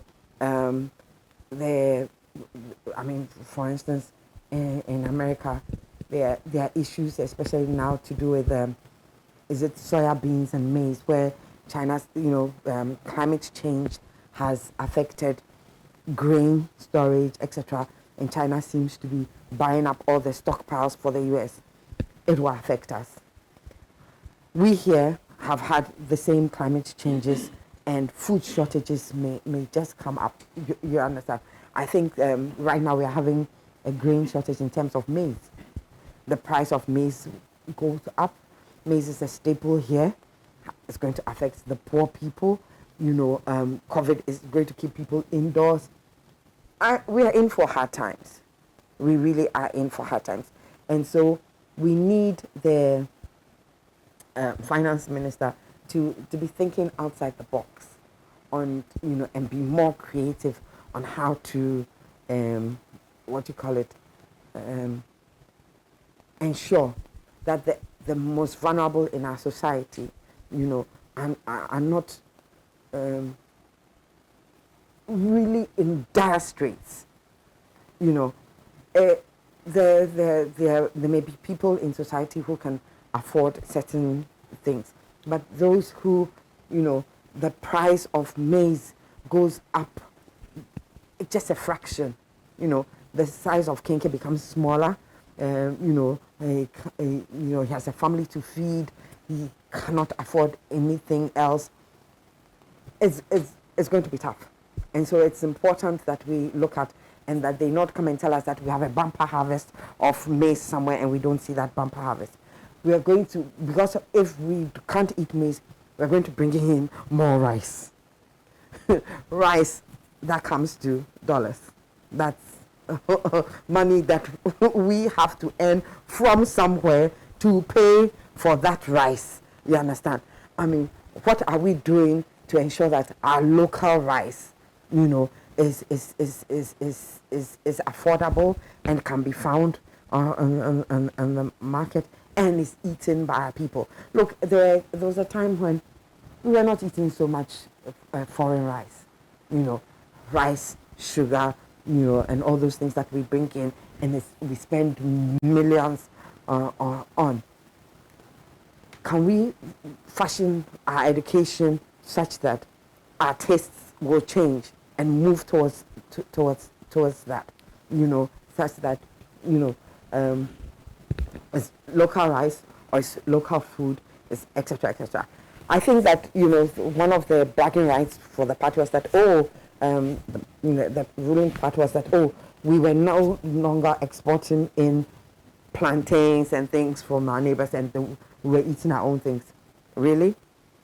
Well, we hope that will be the case now, because we cannot afford to be using our how would I put it, the little dollars that we earn to bringing in food from outside. I mean, this is not the time to do that. And anyway, you see, it's not the pandemic is not limited to us. Every country has their own issues they are dealing with. You understand? And so,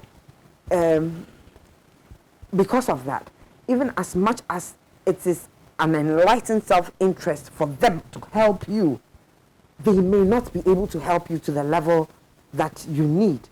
We have to do it for ourselves.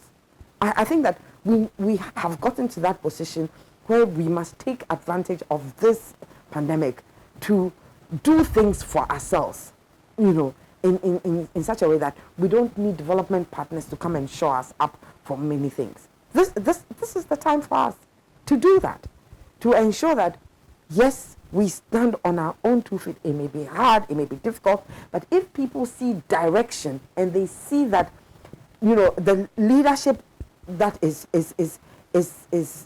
not only showing direction, but are making doing the things that are right and making giving us good examples, people may just suck up, tuck their bellies in and do it.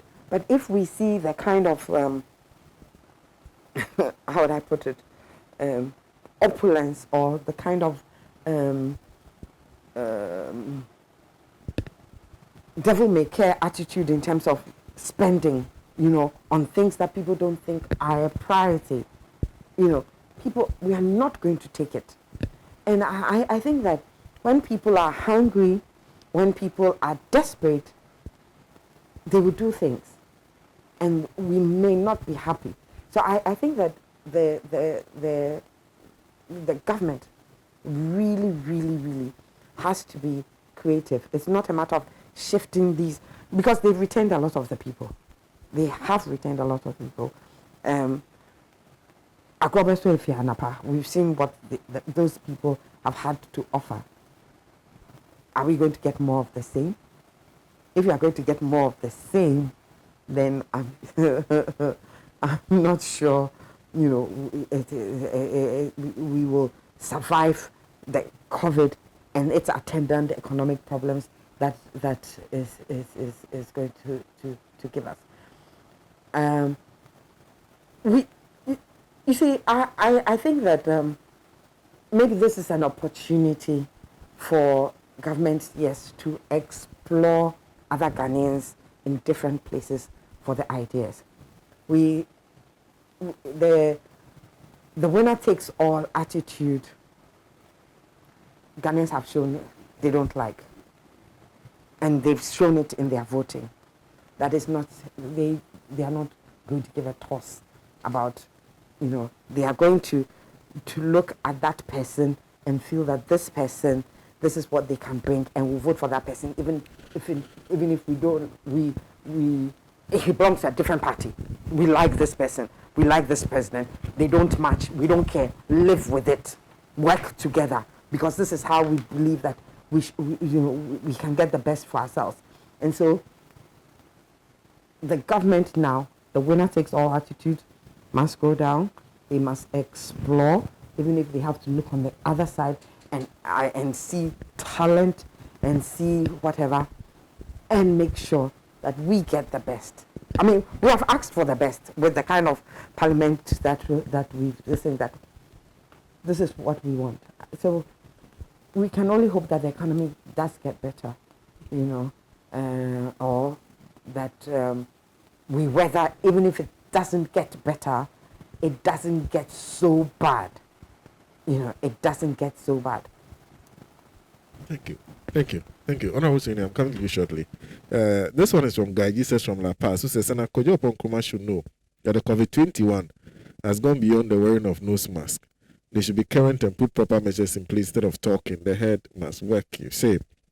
Dr. Kobna Menshia says, and I hope Honorable Suini will question the offshore account of Ken Ofori-Atta during the impending vetting. Second, I imagine the appointment committee to reject nominees such as Ken Ofori-Atta, Solawusu, Dominic, and Hawa Kumsum. In my opinion, they must rather be put before court for prosecution for their stewardship. Dr. Ambrose Menshia sent that one. Again. So now let me guess, the Ministry of Aviation has reached its optimal point and was intended by this government. So as we speak, we have 10 international airports, and Ghana Airways is up in the sky, flying to 100 destinations and not sitting on a store outside airport shell as a chop bar. Mistaken in Sawam says the Nana government has the COVID-19 pandemic into a lucrative venture. The 8th Parliament is a novelty, going to be very interesting. Nanado doesn't have the numbers, so he has no choice than to reduce the unprecedented oversized government. I pray the Supreme Court will not sacrifice justice in the name of expedition to favor a particular group of people. God save us from the hands of this mother serpent of corruption. He said, who drops the incentive Nanado-led government. Thank you for that message. Let me just end with, before I come to Honorable Suhini, George Tamaklu says, and ask the MPP guy who wants the NDC to do everything to keep the country going. Since when did they realize that it takes cooperation in Parliament and government to keep the nation going? It should give us a break. What does the MPP take the rest of us for? Honorable Suhini. Well, Sana,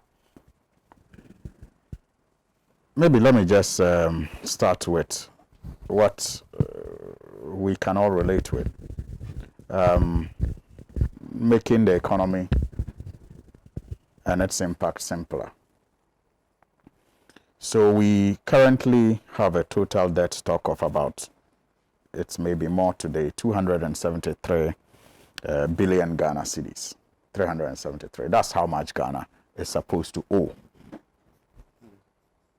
Ghana is not just a shell. Ghana is made up of human beings. So we are Ghana, the citizens. We make Ghana what it is. So Ghana, if it owes, we have gone to borrow 273 billion, and we have chopped it. We have chopped it. I'm using the Ghanaian terminology. We have chopped it. Yes. You and I. That's what it is supposed to be. Oh. That we Ghanaians have gone to borrow 273 billion and chopped. Now what it means is that when you borrow, we all know we have to pay. When we borrow, I mean, no one goes to borrow unless you are a crook without the intention of paying. So we have borrowed that and we have chopped. Now what it means is that if we have all chopped it, if it comes to paying, what it means is that every Ghanaian, the 30 million Ghanaians, we all have to pay 92 million old cedis, averagely. The 92 million, like the old cedis. 92 million is how much we all owe.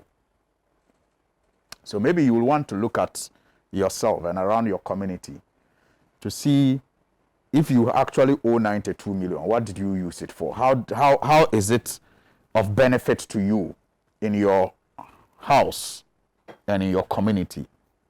That's 9,200.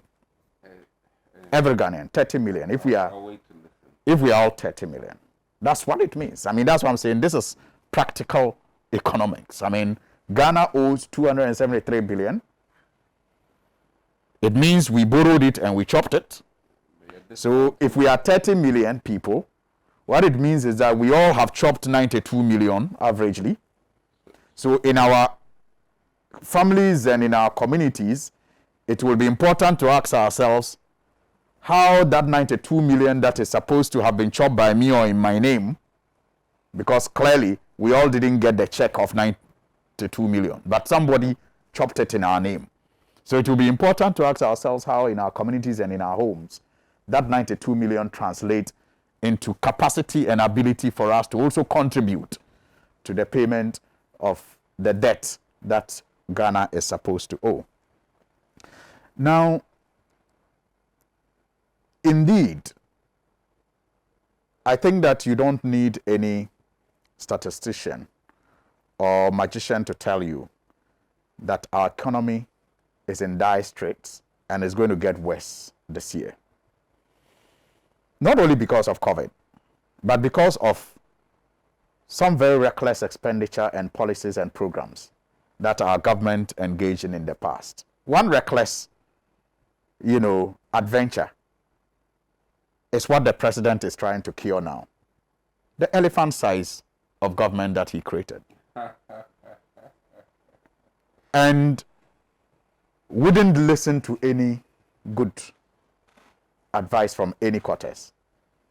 It was very unnecessary for him to have had such a size of government. He rubbished the criticisms by suggesting to us that the end was going to justify the means. We are at the end. And we can't see the justification. There was a Zongo ministry.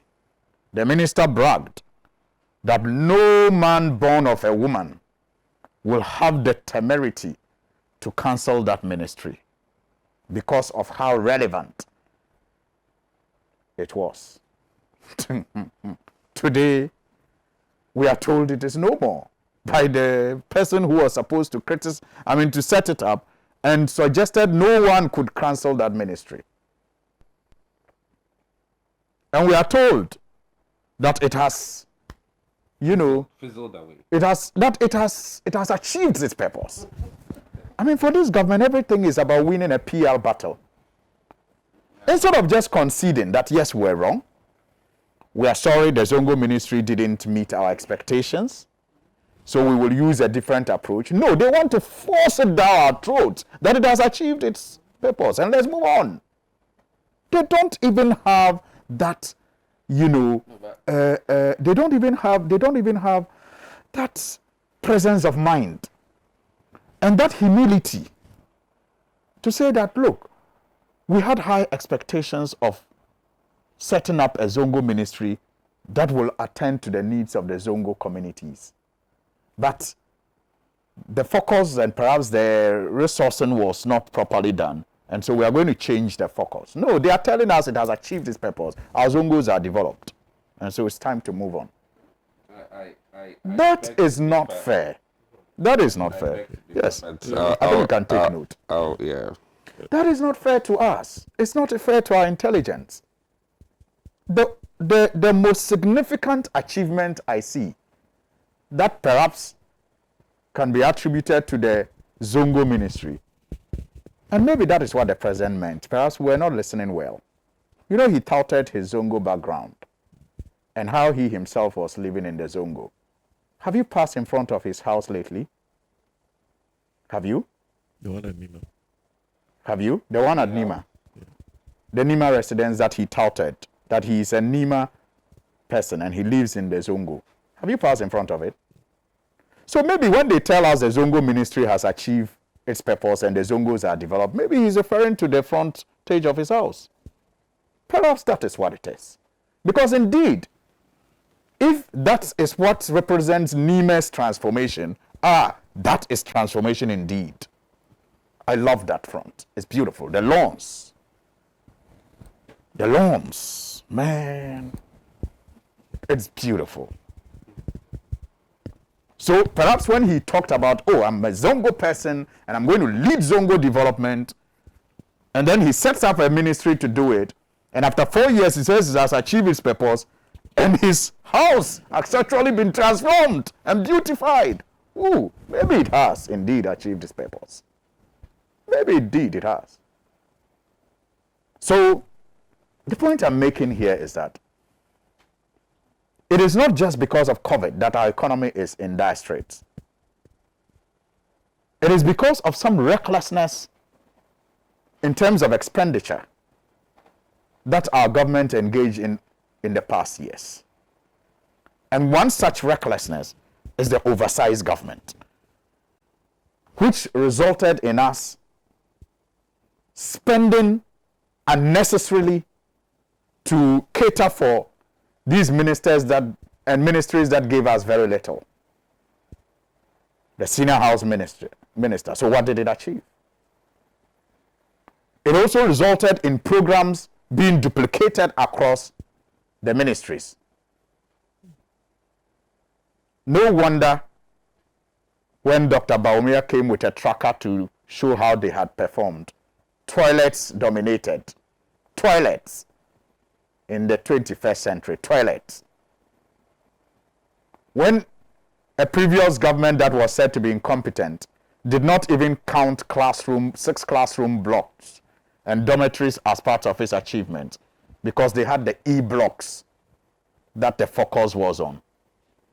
They didn't count 2-kilometer roads and 3-kilometer roads as part of the achievement, because you had the interchanges, the airports. Toilets is what they came to count. And those toilets, when you are asked about the relevance of the special initiative ministry, they tell you it's toilets. You go to Zongo ministry, they tell you it's toilets. Duplication. That's a very unfair. But true. It may be unfair, but it's true. Because that when you talk about when you talk about the 1 million per constituency. Correct. The special ministry, the special initiative ministry, tells you that they used it to build toilets in our constituency. I thought you argued about dams when they talked about it, so I'm surprised you're now saying it's just toilets. No, I'm talking about duplication. I'm talking about duplication. And I'm saying that no wonder when Dr. Baumia was addressing the people of Ghana about development, toilets dominated. And I'm saying even with the toilets, you don't know which ministry to assign it to. Because when you go to special initiative and ask them to show you what they have achieved with $1 million, toilets dominates there.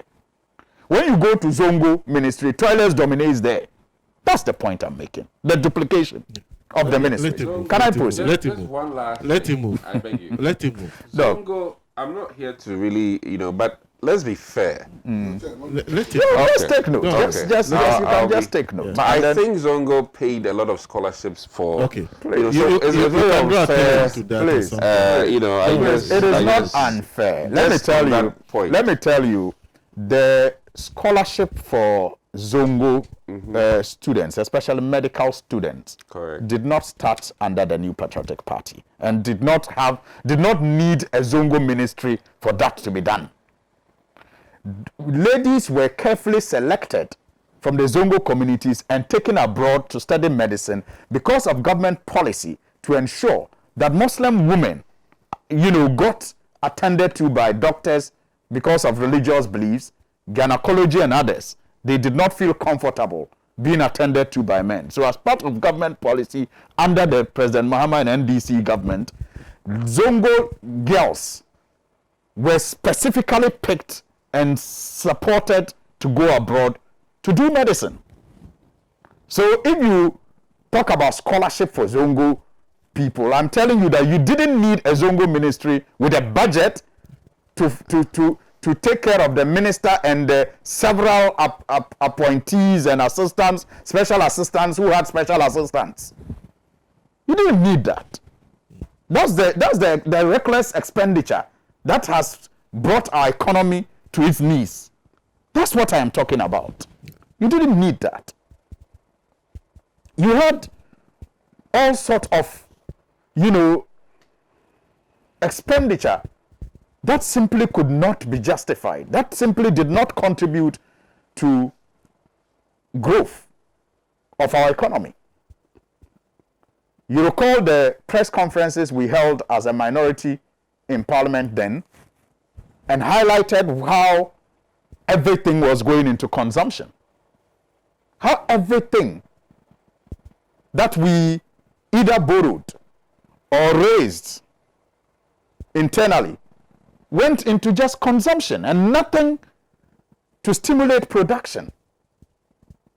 Recurrent expenditure. So the chicken simply have come home to roost, and COVID has made it worse. But you can't entirely blame it on COVID. Absolutely. Look, this government inherited not a very good economy, but one that was better. Yet what did they say about that economy? For example, debt to GDP ratio, when this government took over, was about 56%. 56%. But what did they say about that 56%? That the average debt to GDP ratio in Africa between 2015 and 2019 was supposed to be around 47%. And so, the government of President Mahama NDC was not managing the economy that well, and that is why the debt to GDP ratio had exceeded the average debt to GDP ratio in Africa, because instead of 47%, it was around 56%. And yes, it was fair criticism. But then, their rebuttal was that you couldn't have done better. And their response was that they know how to do better. And so the people of Ghana gave them the mandate. And so as we speak, the average, debt burden in Africa is supposed to be around 64%. But this government in Ghana is supervising a debt to GDP ratio of almost 80%. Almost 80%. Now go back and listen to criticisms when our debt to GDP ratio was around 56%. And the doom mongering that you heard in the news about a crisis that was about to befall this country because debt to GDP was around 56%. That it was as if the economy was going to crash the next morning and workers were not going to be able to be paid. 56%. Today we are talking of almost 80%. And yet, it's as if,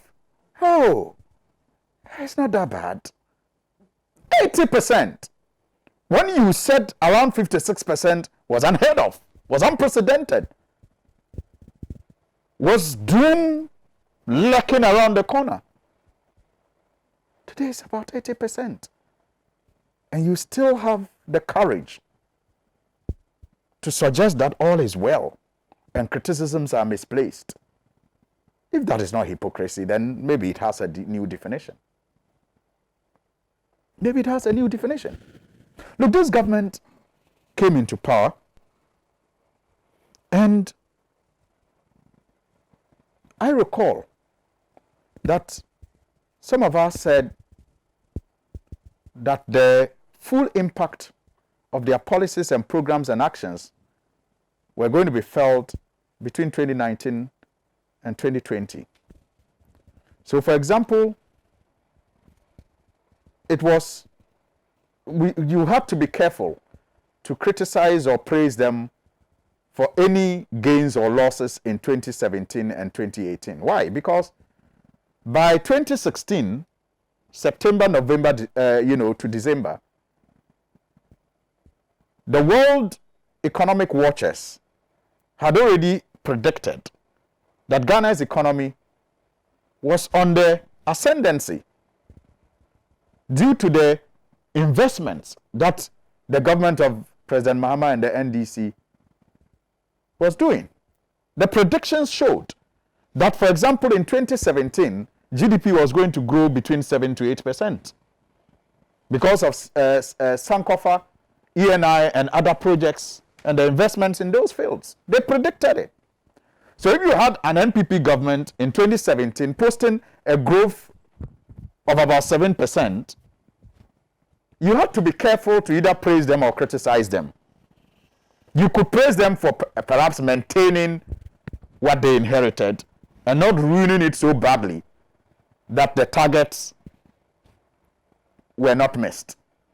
But it was not entirely sincere to attribute that growth to the pragmatic steps of the NPP because it had been predicted. It's like somebody telling you that next week you are going to have a great show on Alhaji. The next week, because all conditions have been made to have a great show next week, Senna is not available to host it, and the new host claims the glory. It's not fair. It's not correct. Maybe you may have also brought something to contribute to it, but the conditions may have already, made it that easy. So 2017 growth, yes, the NPP celebrated it, but clearly the planting, the fruits of their planting is what we are now harvesting. The fruits of 2017-2018 could not be attributed to them entirely. Maybe they managed the farm, but they didn't prepare and do the planting and the sowing. The sowing and the planting. So now we are coming face to face with the reality of their recklessness. That is why debt to GDP is almost 80% today. And we are having our, ratings being reviewed from positive to negative. Remember also, I think in 2019, the rating was from stable to positive. Again, they were still enjoying the fruits of the hard work of the previous government, in my view. Maybe they may have also contributed, but it was unfair to claim it all. But now, what we are getting is the, produce from their farm, where you are having to be moved from positive to negative. And you know how it moves. It's from stable to either positive or negative. So even if you were positive, it will be expected that you will move back to stable before you even go to negative. But what we are having is that we are negative. That's how bad. We are going down. So the choices that we are faced with are few as a country this year and beyond. It is surprising to me that all of a sudden, the definition of an economy growing is now clear to our friends in government. In the past, they didn't agree with the argument that if an economy grew, say, by 4% in 2015 and grew by 3% in 2016, it could be declining growth, but it's still growth. They didn't agree to that assertion. They said it was contraction, that the economy is going down. We couldn't persuade them to understand that, look, when you have 3% of 100, and then you have 2% of that same, now if you have 3% of 100, and you add it to the 100, and you now have work 2% on that 100 something, you get a higher figure. We couldn't convince them. They said if you have 3% this year, and then next year you have 2%, that is decline, that is contraction. They said that is how it should be. Today, they claim they are still growing, even though their growth is in decline, which is correct. I mean, you can have declining growth, but it does not mean contraction. But that was their argument. So the choices that we are faced with this year are very clear. Very, very clear. And I think I heard Honorable Sir Tekpe make the point that they may have to adopt homegrown solutions or take us back to the IMF. They are the only two options available to this government, looking at the numbers. The economy will be very difficult for them to manage. Hardship will get worse. Even if they employ the homegrown solutions, the books may just look good, but people are going to have to bite the bullet, like we are often told. Because the homegrown solutions will result in increased taxes. It will result in cutbacks. Sometimes government expenditure, the freebies, for example, will all have to be paid for somewhat, somehow. So, whichever way, we are in a serious problem as a country. And if they go to the IMF, the conditions, as usual, will come, which will also result in some freezes, which will impact on the population again. So it's like being between the hard rock, a hard place and a rock for this government this year. And they only have themselves to blame. And let nobody deceive you that it's because of COVID. The economy already started showing signs of weakness, showing distress signs, even before COVID. The reckless collapse of our financial institutions, very reckless collapse of financial institutions, leading to job losses, needless job losses, and impacting businesses, adversely. Because some of those businesses lost their investments to these microloan schemes and banks. At that point, the economy already started showing signs of distress. But you have what we call an incubation period. So you may not have felt it as bad as we are going to feel it this year, but the period is over and the effect is going to be born. I feel very sad that the choices, as usual, will only result in citizens, ordinary citizens, being called upon to bear with government and bite the bullet. When it is that same government, people in authority, who ate all the chocolate and drank milk on top, to result in the situation that the citizens have to bite the bullet, and maybe they will only say, we will reduce the intake of the chocolate. Why coming We all pray that we get out of the woods. But with the kind of government that is being set up by way of appointments I have seen so far, I'm not that hopeful that this is a team that can come with any better. We have seen them. Majority of them worked in the last 4 years. We've seen their performance. Less than impressive. And they are still supposed to manage some of these institutions. What has become of the special initiative ministry that was supposed to supervise the $1 million $1 constituency, the one village, one dam, that was supposed to alleviate poverty? It's not even part of it at this stage.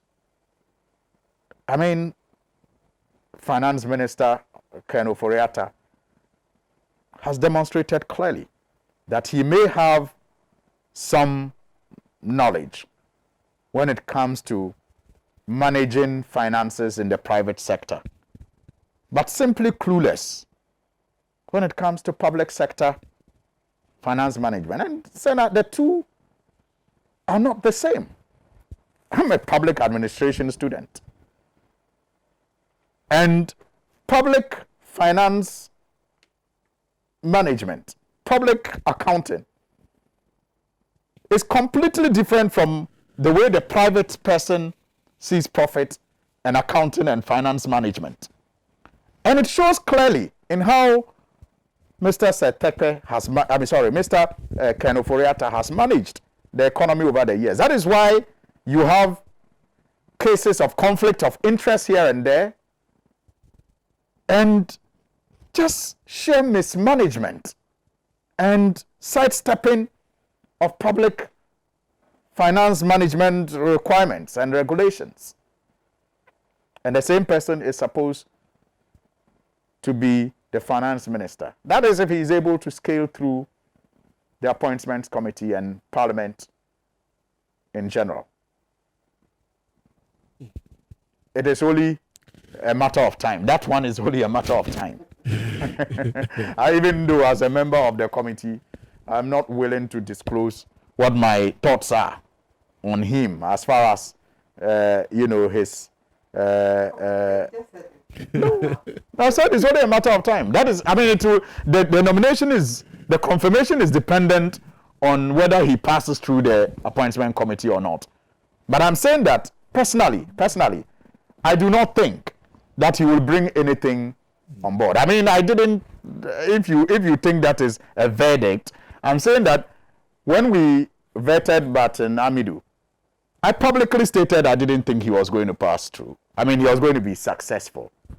But he passed through. Do you get it? He passed through. So I can still express these reservations without, let no one take it to mean that I'm saying he will not pass through. I'm not also saying he will pass through. that has to be stated. So I'm saying it's only a matter of time. But I want to assure everybody, that I like the mindset of the appointment committee as it is currently composed. And that we will be guided by the best interest of this country. Let me assure everyone, in doing our work, in either passing or not passing any nominee, we'll be guided by the best interest of this country. We will not be a rubber stamp. We will not be a rubber stamp. But we will not also set out to obstruct the business of government. We will not be obstructionist. But we will be guided by what is best for this country in doing our job. We'll be thorough, we'll be diligent, and at the end of the day, only the best interests of Ghana will inform our decisions. Okay. Thank you very much. Just one message before I go to Mr. Pratt. Paul Deason in Nadoli in the Upper West region says, Senna, he is disappointed that his messages are not always read on the program, but says he'd like to express his sincere condolences to Uncle Kwesi Pratt on the demise of his brother. But I expect the appointment committee of Parliament to be very firm on the vetting of the ministers, especially the Finance Minister of Oyata and Brozeri Osalawusu and Co. should not be spared, because we all saw what they did in the past for years.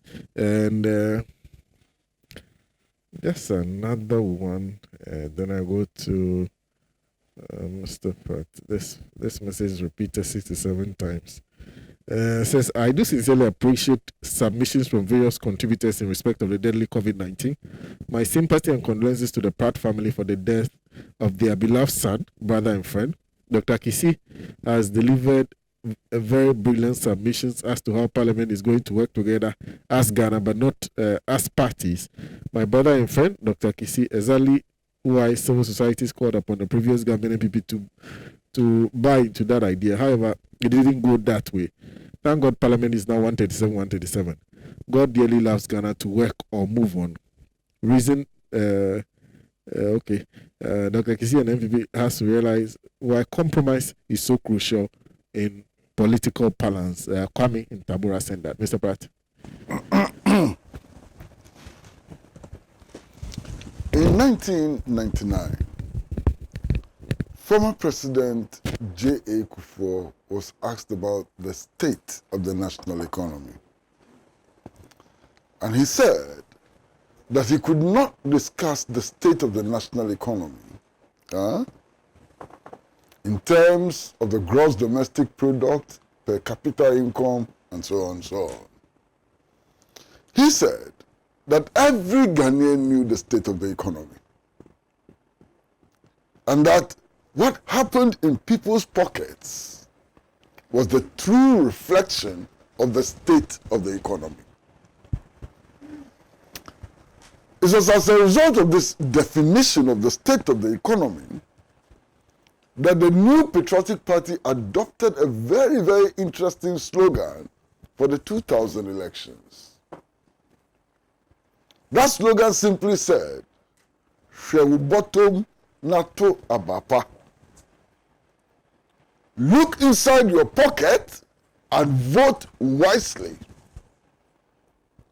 Now today, 2021, we are discussing the state of the economy again. And I fully accept the definition, the parameters for deciding the state of the economy provided by His Excellency, former President J.A. Kufuor. I fully accept the parameter. I fully accept the context within which we have to be discussing the state of the national economy. Look, over the last 2 weeks, the price of kenke has risen from a maximum of 150 pesos to 2 cedis 50 pesos per ball. This is over the last 2 weeks. Over the last 2 weeks. Since the December 7th election, the price of petrol has gone up by 11%. 11%. Last week, I had conversations with some parents and so on. And these parents showed me the school fees they have to pay for their wards. Senna, I'm not talking about university education. I am not talking about tertiary education.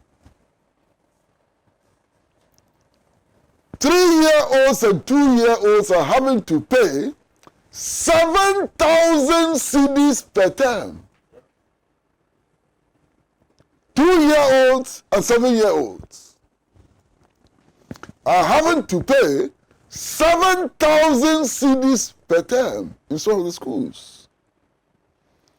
In an economy in which some people who work 5 days a week, 8 to 5, are paid less than 500 cedis a month.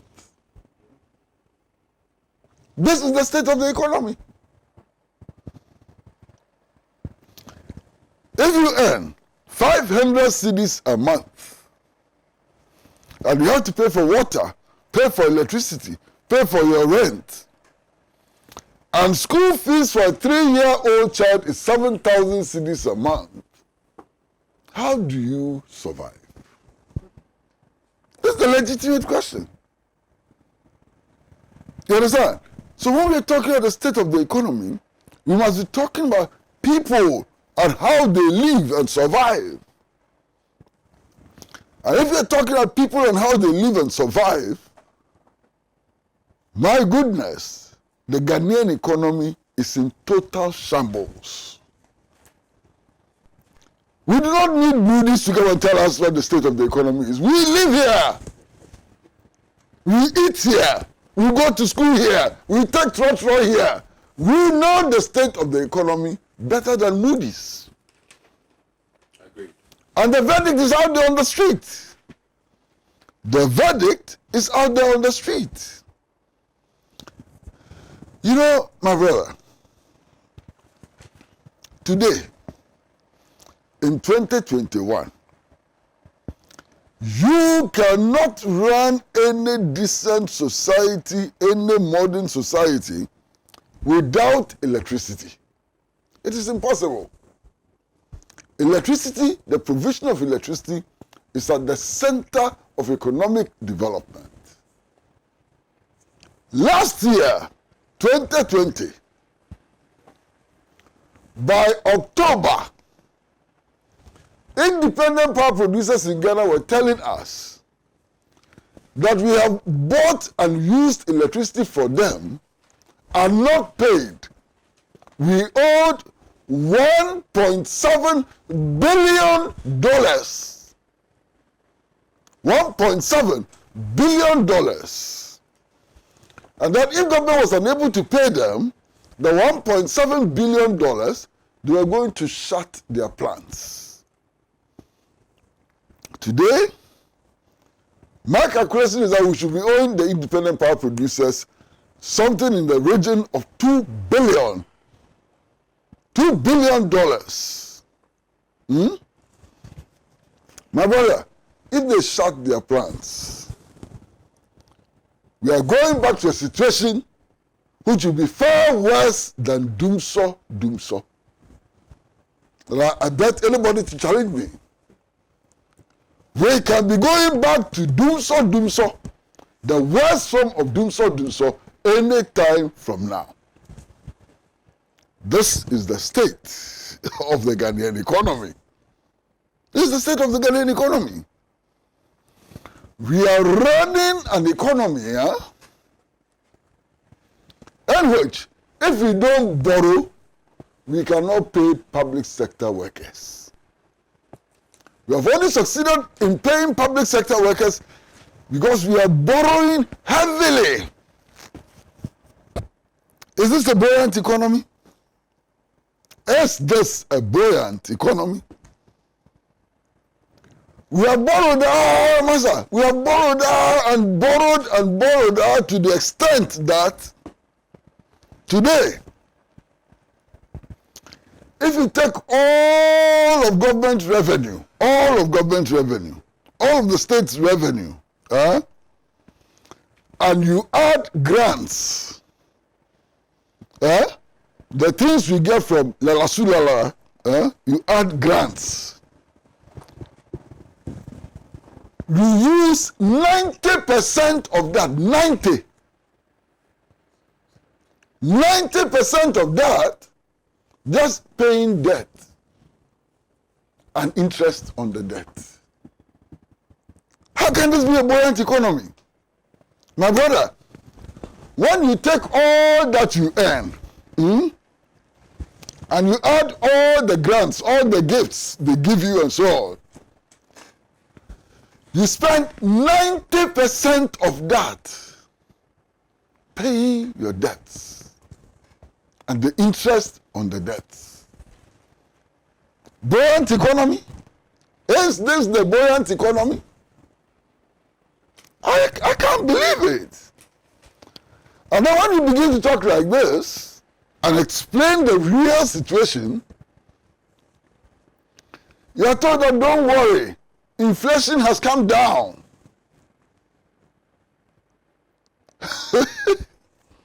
So don't worry at all, inflation has come down. So, you know, politicians, politicians, especially when they are in government, have become our major problem because they are dishonest. Completely dishonest. Do you know how inflation came down? This government, when it assumed office, changed the method for calculating inflation. They introduced more items into the basket for calculation of inflation. And by changing that method, inflation appeared to be coming down. When in reality, inflation hasn't gone anywhere down. The method for calculating inflation is what has been changed. They introduced more things into the basket. Now, that is not the only thing they did. They did something which in Bukulong, they call rebasing the economy. So they changed the method for calculating inflation and they rebased the economy in order to produce favorable figures. This level of blatant dishonesty is shocking. Today, every time I talk, shocking comes out of my mouth. So this is the state of the Ghanaian economy. Look, we are being told that debt to GDP is likely to rise to 80% and so on. And that our capacity for borrowing, may soon not exist. In fact, it doesn't exist now. Now, if we are not going to be able to borrow, how do we survive in these circumstances? I make bold to predict that very soon, in the next 1, 2 to 3 months, utility tariffs are going to go up. Because there's not one company in the utility sector which is not heavily indebted. Heavily indebted. The last time I checked, the Volta River Authority alone was indebted to the tune of about $300 million. VRA alone. The debts of the Electricity Company of Ghana are skyrocketing. You understand? Where? Which of the utility companies is doing well? None whatsoever. And they are to plug these huge loans. We do know that over the years, our governments have not managed to think outside the box. In fact, even if they were thinking inside the box, things would not be this horrible. They go inside the box and think in a small corner inside the box. And that's exactly what they're going to do. If they need money, they will increase VAT, they will increase the cost of utilities, they will increase petroleum prices, and make life unbearable for our people. And this is exactly what is going to happen now. We are in an economic mess, total mess.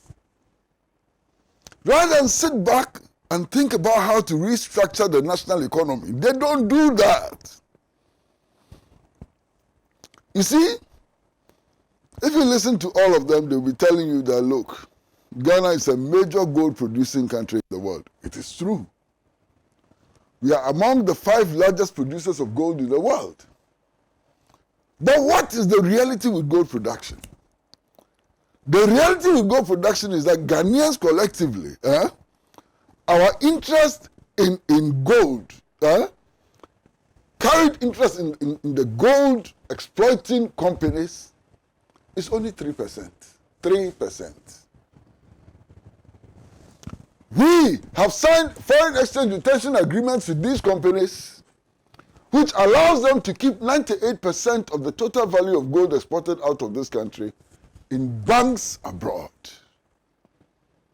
You understand? So gold production doesn't give us anything, doesn't give us much and so on. We need to tackle this problem and restructure our extractive sectors, the extractive sectors of the national economy, to enable Ghanaians to own their own resources and to exploit those resources for their benefit. Our governments don't have the courage to do that because they fear their counterparts in the West. They fear the multinational corporations and they benefit from the exploitation of the multinational corporations. So this lopsided situation, where our minerals, our natural wealth is being taken away virtually for free, is not going to change. When our governments need money, they are not going to change the tax regime with regards to multinational corporations and so on. They won't change that. They will increase the price of petrol so that you suffer, so that you pay more for your transportation and so on. That is easy for them to do because they don't fear you, they don't respect you. They will increase the price of electricity so that you pay through your nose. They will increase VAT and so on. That's what they're going to do to worsen your condition. You understand? To worsen your condition. And to worsen your condition so that these giant corporations of the colonial metropolis can continue to increase their bank accounts at your expense. Massa, to put it mildly, and I mean mildly, the Ghanaian economy is in shambles. Total shambles. That's where we are. We are in shambles. I mean, look, if you are running a business, and at the end of a period, you don't make enough money to pay yourself, to repair your machines, and to keep your business running, what have you become? Is it not bankrupt? So why is it that when you face the same situation as a nation, you are not bankrupt? You are bankrupt. You are bankrupt. You are running an economy which cannot pay workers. Master, let's sit up and think outside the box. Because if you don't sit up and think outside the box, and this trend continues, we are in big trouble. Senna, today, we have oil, we have gas, we have diamonds, we have gold, we have manganese, we have this, we have that, and so on. All of these resources are not renewable. When you finish digging the gold in your soil, it is finished. If you continue digging the gold, it will come to a time when the gold will finish. When you continue taking oil and gas from your soil, at some point, the oil will finish and the gas will finish. The manganese is not there forever. When you finish taking it from the soil, it will finish. Now listen to me very carefully. Even now, when we have all these resources embedded in our soils, look at how our people are suffering. So think about 50 years later, when all these multinational corporations have taken all these resources from our soils and taken them to their country, and there's nothing in our soil, what will be the fate of our grandchildren and great-grandchildren? What will happen to them? This is the reason why we have to begin to think. This is why we have to think outside the box. This is the reason why we have to be innovative. This is the reason why we should stop deceiving ourselves about the rate of inflation and per capita income and so on, who doesn't tell us the true story about the living conditions of our people.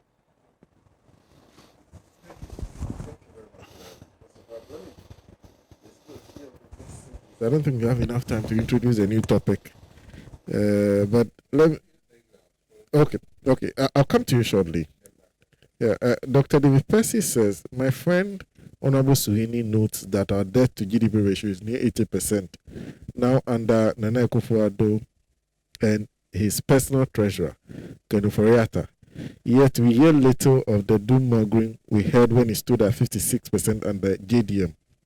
Honorable Suhini suggests this can be put down to hypocrisy. Maybe. The more fundamental reason in the eyes of the talking heads and leaders of the Ghanaian public opinion is that the political power is now in the hands of worthy people, the true owners of our country, without whom we will have no history. They no longer have to wake up to the nightmare of being ruled by the descendants of slaves and vassals with strange sounding non-core academies.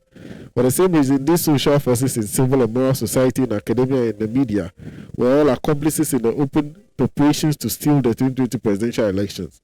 That has now come to full fruition. The worst possible criminal decision Parliament and its appointments committee can make will be to retain Kenu Foriata as Minister of Finance, who will hire a hyena to take charge of his flock of sheep. That's from Dr. Percy. Kofi Sika is saying it is okay, let me be sure. Okay. A lot of the so-called free SHS graduates couldn't go to school because their parents couldn't afford the fees. After they voted against Faningina and Chimupe, they are now complaining. See the alacrity with which Nooks released a press release statement to support Honorable Mahama Yarga's motion for the scrap of fees for the 2021 academic year. Where were they when Faningina and Chimpe were being promised to the people of Ghana? They should keep quiet and suffer for their lack of proper discretion. Okay. I got a call because of this. Okay, so Mustafa Tahir, actually Jealous Agahoa and Tahir from Asawasi says, and I tell Alasan Sweeney that posterity will judge them if they endorse some of the corrupt and wicked appointees of Nanado. And they go ahead to say, nominee like Hawa Kumson's case is very simple. Her shooting action during the election was an unlawful conduct, and Ghana cannot afford to award such characters with leadership appointment. So I'm appealing to our MPs to reject these corrupt and wicked appointees of Nanado, so that it will serve as deterrent to some of the appointees who are planning to steal our money. And that's coming from him. David Senna says, my condolences to Uncle Kwesi Pratt and his family over the unfortunate demise of his brother, Nana Benjamin Pratt.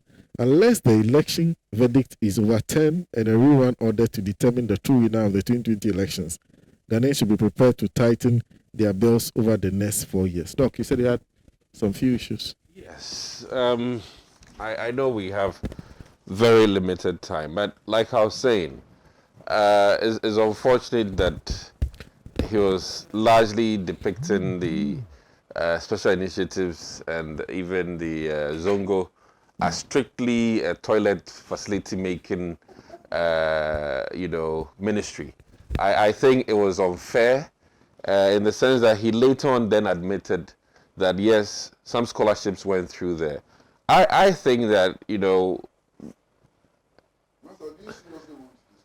oh no, this is scholarships.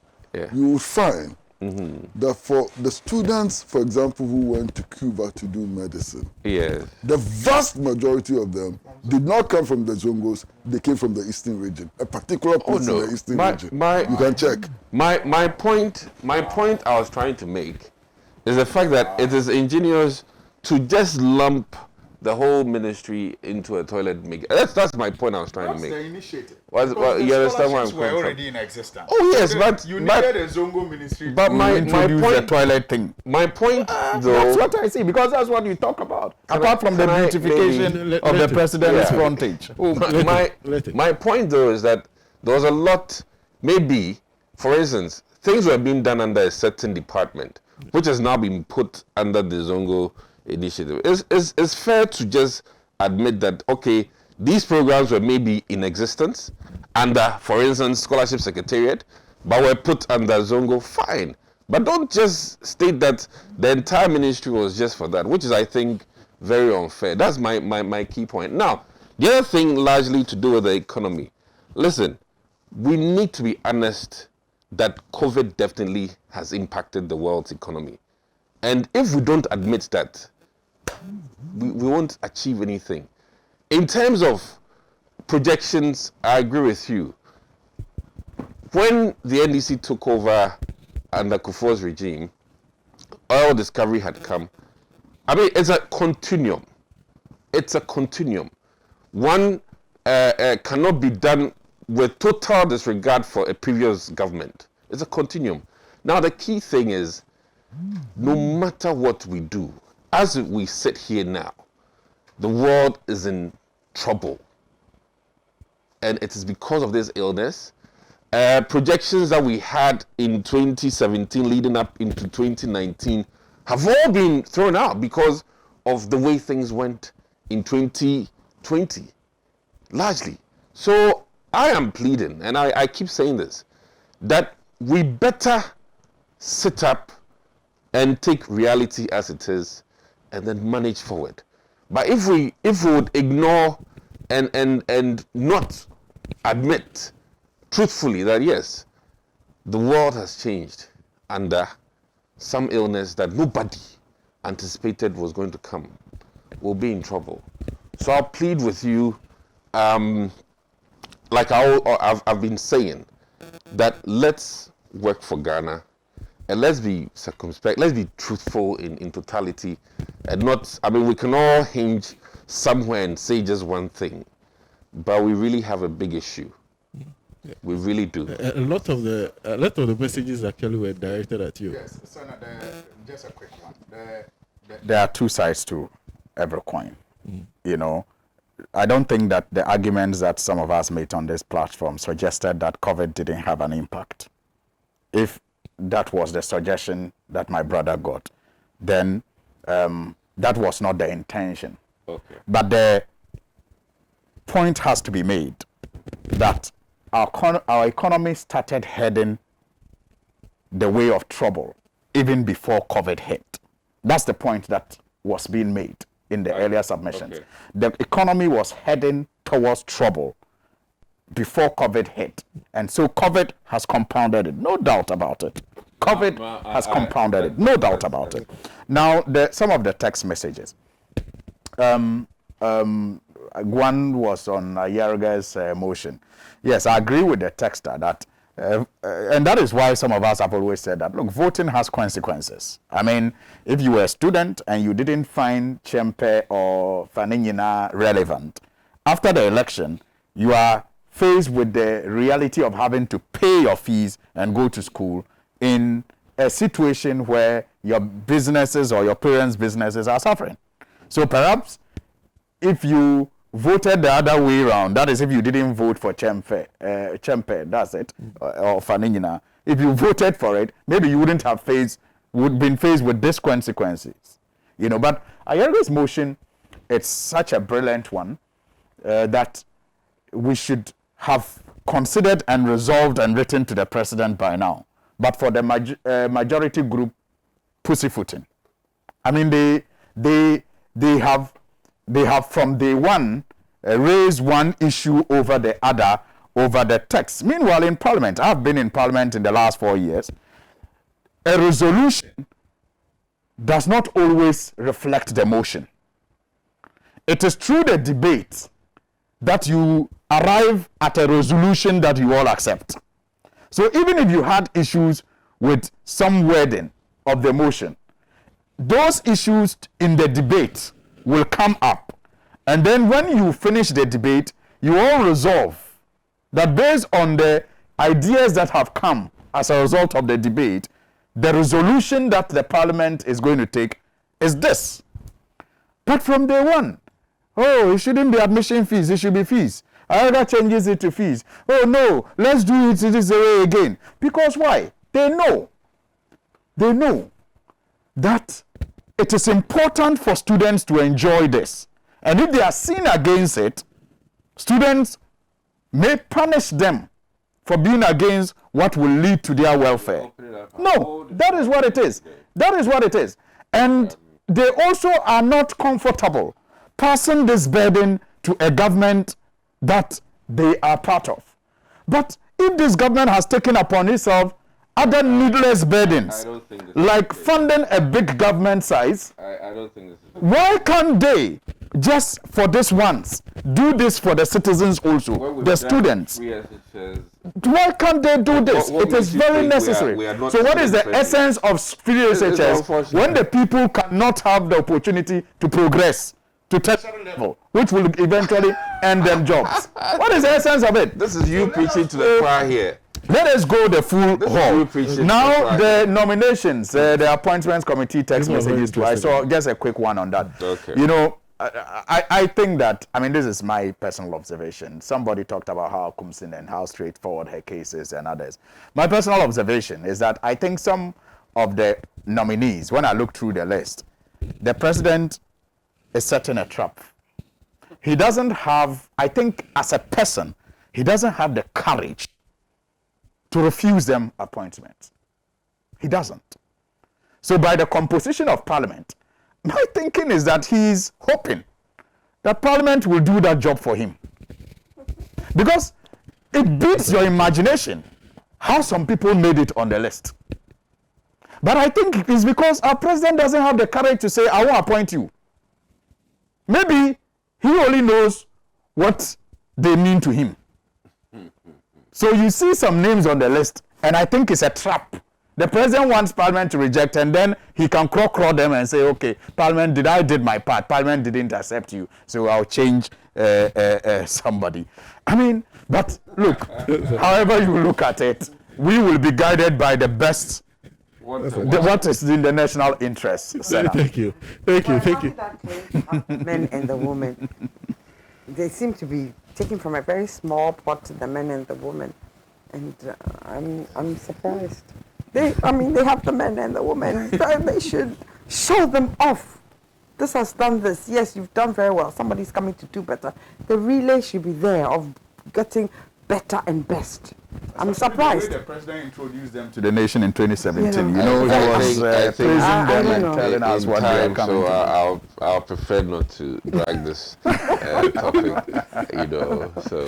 it was a part of the discussion. I know. I got a text message on what Uncle Kwesi was talking about in relation to prices of commodities.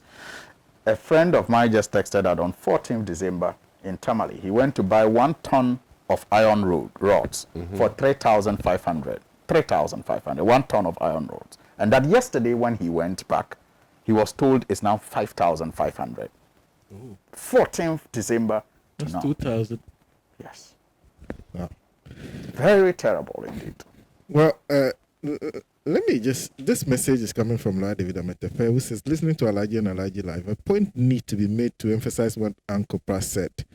Government setting its priorities right in times of crisis. In the face of COVID-19 pandemic with limited economic resources, Mr. President saw his re-election more important than anything else. So he'd resource the EC better than the healthcare providers. He'd push for a needless but costly new voters register and ID cards than PPE for frontline health staff. Above all, electioneering campaigns of obscene vote buying, sharing of money, and etc. These were the government's priorities, he said. Shine Gave is saying, so now we are told the ministries have been reduced to 85 or so, therefore the ministers have been reduced also. However, though we may see the numbers reduced, both with the ministries and ministers, they are still the same because the current number has been padded, you see. So there are lots of people who are interested in the discussion. Unfortunately, that discussion wasn't even tabled.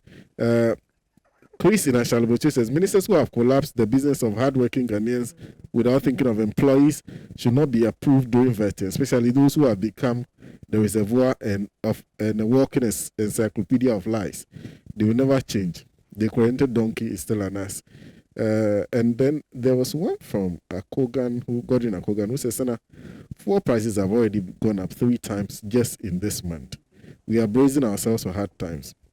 and says Uncle Kwesi Pratt to share in your pain and your loss. And that should do it for the show for today. I understand, Honorable Suni, that today is the birthday of Honorable Yunus Husseini. Alhaji. Yeah, I didn't know. Okay. Oh, okay. Alhaji, wherever you are, happy birthday to you. Thankfully, you are. He's a chief. Oh, happy birthday to your beautiful daughter. Happy birthday to her. Happy birthday. So I think it's the birthday of my cousin too. Yes, Saida. I hope she's watching. So happy birthday to lives very Saida close to Uncle Kwesi's place. Yeah. And happy belated birthday to Samuel Jatta George, who was the man on social media yesterday, very popular. Happy belated birthday to you. And once again, our condolences to Uncle Kwesi Pratt on the loss of his brother. Was my lecturer too. I was shocked when I saw the news. And so I also want to send my heartfelt condolences He's touched many lives. The family. Yeah, he was my lecturer at Kimba. Fantastic gentleman. Oh, okay. Yes. Okay. And then one of the people I used to love listening to you interview, Dr. Makutufo. Yes, he also passed. Has also passed on. At 37. Our condolences to him and to those of you who have lost family members to COVID-19. That's why it's important we take the protocol seriously. Beds are running out for critical cases, and you need to take it seriously. I was joined in the studio this morning by Mr. Kwesi Pratt, who is managing editor of the Insight newspaper, a regular panelist on the program. There are several other things he does for the program, but that's backdoor. And then we are also joined for the first time by Madame Suzanne Eduamankwa. Sometimes when you describe them with politics, you lose the essence. She's a trained pharmacist. Does a lot of work in the health sector. Yes. And also by Dr. Adumako Kisi, who is Member of Parliament for Anya Sowutum. We're calling him a doctor, a medical practitioner. Now we get to call him Member of Parliament. And sitting right beside him is my senior in the practitioner journalism, but now also Member of Parliament for Tamale North, Honorable Alasan Suini. My name is Sana, from the crew at Pan-African Television. Thank you to those, the other affiliate station, Ahuntona in 2.3 FM specifically, Volta 1 TV, the other television station that's streaming us. But a bigger thank you to you. Wish you the best of the rest of the weekend. Have a fruitful week. We are back same time next week with another edition of the show. Bye.